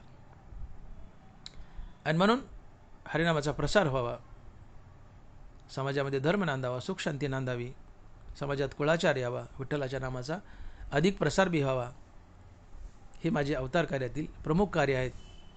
आणि हाच माझ्या जीवनातला खरा काल आहे. हेच आम्हा करणे काम, बीज वाढवावे नाम. तुम्हाला काय काल्याचा अर्थ काढायचा तर काढा, पण मी असा अर्थ सांगतो की मी काल्याचे दोन अर्थ सांगतो की तुमच्या घरात भरपूर अन्न आहे ना, एकमेका देवमुखी, भरपूर अन्न आहे ना, तुम्ही तर खा, पण जगाला द्या, गरिबाला जगवा. तुम्ही त्याच्या तोंडात घालेल, तो तुमच्या तोंडात घालेल, एकमेकाला जगवा, देवाणघेवाण करा, अन्न पाण्याची, पैशातल्याची, गोरगरिबाला जगवा, एकमेका देवमुखी. आणि दुसरा अर्थ, हरिनाम तुम्ही घ्या, समाजाला हरिनाम घेण्यासाठी प्रवृत्त करा. कारण समाज ज्यावेळेस हरिनाम घेईल त्यावेळेस सर्वांच्या हृदयात दया, दयेमुळे जीवनात धर्म अर्थात नीतिमूल्य, जिथे नीतिमूल्य नांदतात तिथे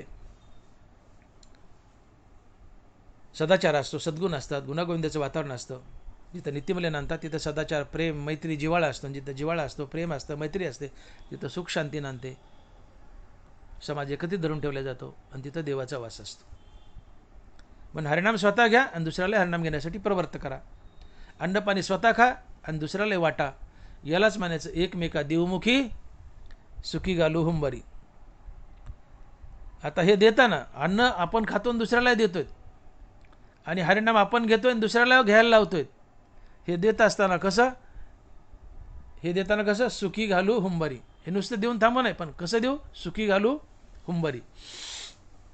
आता तुम्ही ग्रामीण भागातले असाल तर तुम्हाला हुंबरी शब्दाचा अर्थ लवकर कळेल. मी ग्रामीण भागातला आहे, ग्रामीण जीवन भोगलं आहे, शेती केलेली, नांगर, आवतं फवतं सगळं आणलेलं आहे. मी 12वीपर्यंत MBBSला लागायच्या आधी मी शेतातलं सगळं काम केलेलं आहे आणि आजही मला सगळं येतं. भल्या भल्याला पेरता येत नाही, पण मला पेरता येतं. मी सुंदर पेरणी करतो. सगळ्यात अवघड असते पेरणी करणं, पण मला सुंदर पेरता येतं. नांगर आवतं तर कोणी हाकील, पण शेतातलं सगळ्यात अवघड काम काय तर पेरणं, मला उत्कृष्ट पेरता येतं. मी शेती केलेली आहे, आजही करतो. तुमच्याकडे बैल असतील, बैल जर असतील असे ताजे बोक बाटूक चारलेले बैल असतात, घास घातलेले, पेंड घातलेले, असे तांग्याचे बैल असतात, शेताचे वेगळे आणि तांग्याचे वेगळे. तसे जर असे मुसमुस करणारे बैल असतील तर ते हुंबरतात. डरकाळी फोडणं वेगळं आणि हुंबरणं वेगळं. डरकाळी म्हणजे अशी मोठी डरकाळी वेगळी, मोठ्याने आवाज करतात ती डरकाळी आहे. पण हुंबरणं वेगळे. हुंबरणं म्हणजे नुसतं गुरगुर करणे, आणि डरकाळी मोठा आवाज असतो आणि हुंबरणं गुरगुरी असते. बैल शिंगाने माती उकरतात, पायाने माती उकरतात आणि गुरगुर करतात एकाकडे पाहून. ही हुंबरी असते. म्हणजे ते आनंद व्यक्त करत असतात. डरकाळीत भांडण असतं, दोन बैल एकत्र आले आणि त्या डरकाळ्या फोड्या त्यांना शिंगाने भिडायचं असते, मारामारी करायची असते, टक्कर असते ती बैलाची. ती नको, डरकाळी नको, हुंबरी. बैल हुंबरतो म्हणजे तो आनंदी असतो, बागडत असतो, इकडं तिकडं बांधाने पळत असतो.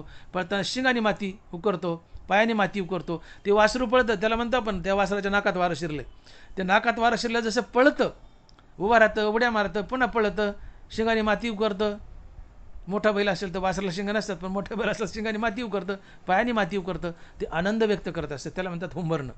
नुसतं गुरगुर करणे, बैल नसतं असं बैलाचं गुरगुर करणं, ती हुंबरी असते, हुंबरणं असते. आणि तो आनंद व्यक्त करण्याचा प्रकार असतो बैलाचा. तसं तुम्ही नाम घेतलंय, जगाला नामधारक बनवले. तुम्ही अन्न खाल्लंय, जगाला अन्न खाऊ घातलंय. यातून तुम्हाला आनंद होतो आणि ही हुंबरी असते. ही हुंबरी असते, सुखी घालू हुंबरी. एकमेका देवमुखी, सुखी घालू हुंबरी. बैल जसा पळतो, बागडतो, शिंगाने माती उकरतो, गुरगुर करतो, तसं तुम्ही तोंडात त्याच्या घास घाला, तो तुमच्या तोंडात घालील. तुम्ही हरिनाम घ्या, त्याला हरिनाम घ्यायला लावा आणि मस्त गुरगुर करा. कशी मजा आली रे, काय झालं रे, मजा झालं, चलो यार बॉस, इधर चलो उधर चलो. हे हुंबरणे. आनंद व्यक्त करायचा. एकमेका देवमुखी सुखी घालू हुंबरी. अशा प्रकारे मी उपजून येईल आणि काला खाईल असं तुकोबाराय म्हणतायत. मग एकमेका देवमुखी सुखी घालू हुंबरी. मग तुकोबाला जर प्रश्न विचारला की तुकोबाराय, हा काला खायला तुम्ही आलात, एकमेकाच्या मुखात दिलाय, हुंबरी घातली, मग काला तुम्ही कुठं करणार? तर तुकोबाराय चौथ्या चरणात म्हणतात की तुका म्हणे वाळवंट बर्वे नीट उत्तम. तुका म्हणे वाळवंट बर्वे नीट उत्तम. तर महाराज म्हणतात मी हा काला वाळवंटात करील. आता महाराजांनी वाळवंटच का निवडलं बरं? शेत का नाही निवडलं? का शेतात होत नाही का? आपले सप्ताह शेतातच होतात, कुठे वाळवंट आहे? पण तुकोबारांनी सप्ताहासाठी वाळवंट का निवडलं? असं का नाही म्हणले महाराज? हां, की तुका म्हणे बागा येती शेत बर्वे नीट उत्तम. असंच का म्हणले? तुका म्हणे वाळवंट बर्वे नीट उत्तम. तर याचं कारण असं की वाळवंटात पटांगण असते आणि ते फुकटचं असते. पहिलं कारण, वाळवंटी नदी आहे, नदीमध्ये वाळवंट असते.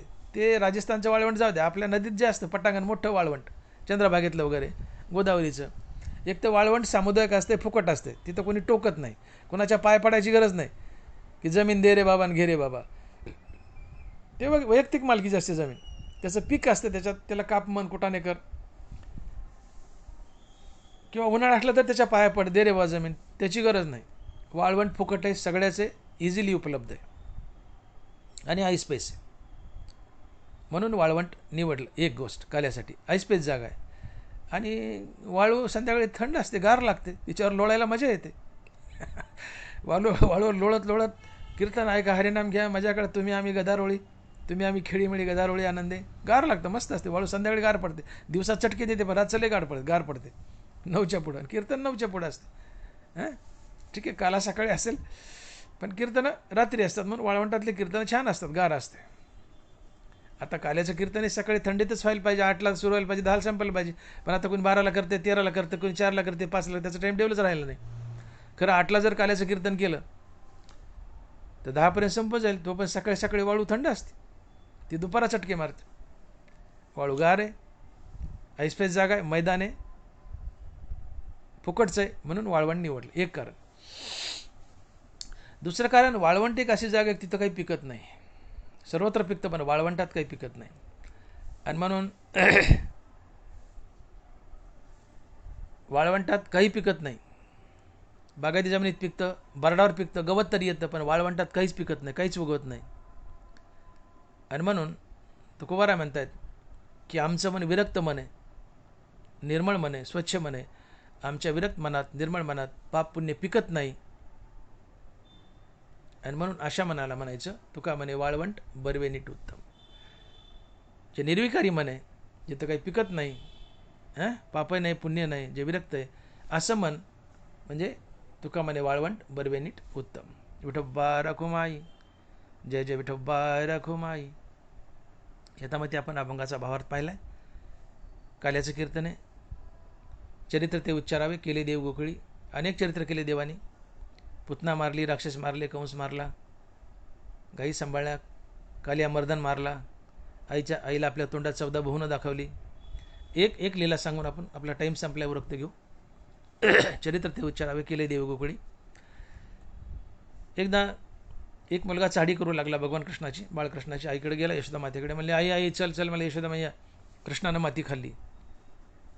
माती खाल्ली? आई पळत आली. म्हणले आजपर्यंत लोणी खाल्लं, आज माती खायला लागलाय. आणि माती खाणं वाईट आहे, पोट मोठं होतं. ते कॅल्शियम डेफिशियन्सी असलेले लेकर माती खातात. आईला धाक पडला, आई पळत गेली. म्हणले काना माती खाल्ली का? म्हणले नाही का आई. म्हणले मुलं म्हणतात. अगं मुलाचं काय ऐकते? म्हणले ते चाड्या सांगतात मला मार बसा म्हणून. मग ते मुलं म्हणले बळीराम दादाला विचारा. बळीराम दादाला विचारलं माती खाल्ली का? बळीराम म्हणला हो, माझ्यासमोर माती खाल्ली. काना म्हणतो आई त्याचं काय ऐकते? तू भावकी आहे, आणि भावकीला कोणाचं गोड लागत असते. भावाभावात कोणाचं पटलं आई म्हणले, मग तो माझ्याबद्दल खरा बोलव, त्याला वाटतं मला मार बसावा. तो भाऊबंद आहे, तो कसा खरं बोलाल म्हणले बळीराम दादा. भाऊबंदाचा अर्थ माहिती आहे का?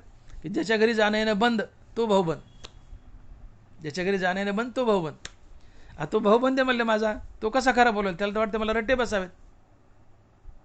आणि म्हणून ज्याला जास्त भावकी आहे त्याला जाळ्यासाठी लाकडं लागत नाहीत, ते भावकीचं बोलणं त्याला जाळतं. भाऊबंद असतात. ते जाळतात त्यांच्या बोलण्यानंतर मला. तू भाऊबंद आहे म्हणलं माझा, खोटं सांगतोय मार बसा म्हणून. बळीराम दादा खोटं बोलतो, नाही म्या नाही खाल्ली माती. म्हणले आई म्हणली तोंड उघड. तर कुठं कुठं माती चिटकलेली दिसली. तर देवाला वाटलं आता हिला दाखवून द्यावं एकदम मजा. देवाने आपल्या तोंडामध्ये आईला 14 भुवनं दाखवली यशोदेला. 14 भुवनं पूर्ण विश्वच दाखवलं. जे काय असेल ते पूर्ण विश्व दाखवलं. चक्कर येऊन पडली यशोदा मैया. काना तू आहेस तरी कोण म्हणली, नेमकं सांग मला.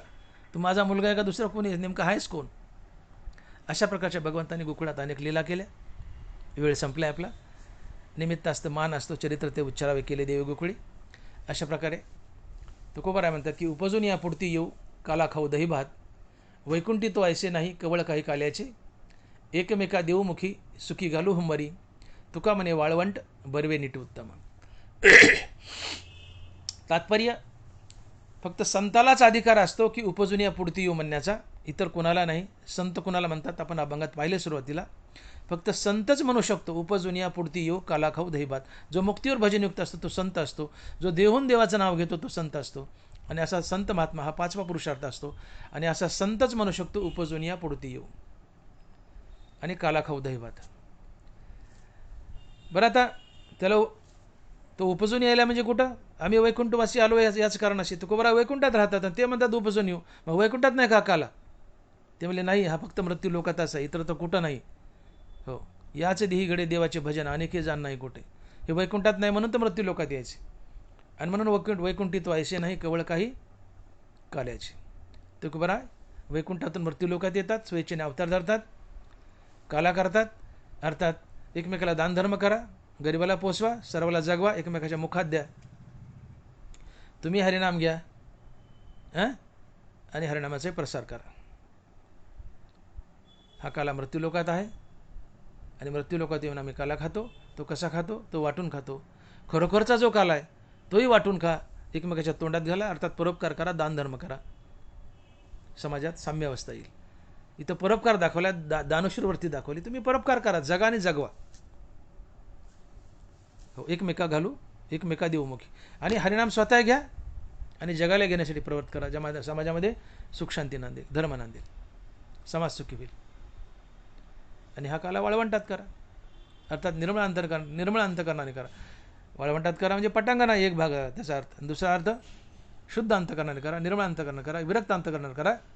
अर्थात विरक्त अंतकरणाने देवाचं नाम स्मरून घ्या, तुम्हाला देव भेटेल. हाच हरिनामाचा खिचडी काला आहे. आणि म्हणून काला म्हणजे अति आवडीनं भगवंताचं नामस्मरण करणं. हा भक्तिरस, हा ब्रह्मरस, हाच काला आहे. आणि म्हणून उपजून या पुढती येऊ काला खाऊ दही भात, वैकुंठी तो ऐसे नाही केवळ काही काल्याचे, एकमेका देवमुखी सुखी घालू हुंबरी, तुका म्हणे वाळवंट बरवे नीट उत्तम. ज्ञानेश्वर माऊली ज्ञानराज माऊली तुकाराम, ज्ञानेश्वर माऊली ज्ञानराज माऊली तुकाराम. जय विठ्ठल जय जय विठ्ठल, जय विठ्ठल जय जय विठ्ठल. बोली लिले कुरे वेळी वाकुडी उत्तरे, करा क्षमा अपराध महाराज तुम्ही सिद्ध, नाही विचारीला अधिकार मी आपला. तुका म्हणे ज्ञानेश्वरा राखा पाया पै किंकरा. ज्ञानदेव तुकाराम, ज्ञानदेव तुकाराम, ज्ञानदेव तुकाराम, ज्ञानदेव तुकाराम. तुकाराम तुकाराम तुकाराम तुकाराम तुकाराम तुकाराम तुकाराम तुकाराम तुकाराम. पुंडलिक वरदे हरि विठ्ठल श्री ज्ञानदेव तुकाराम. गोपाल कृष्ण भगवान की जय. माऊली ज्ञानेश्वर महाराज की जय. जगद्गुरु तुकाराम महाराज की जय. विठ्ठल विठ्ठल विठ्ठल विठ्ठल विठ्ठल विठ्ठल विठ्ठल विठ्ठल विठ्ठल विठ्ठल विठ्ठल विठ्ठल विठ्ठल विठ्ठल विठ्ठल.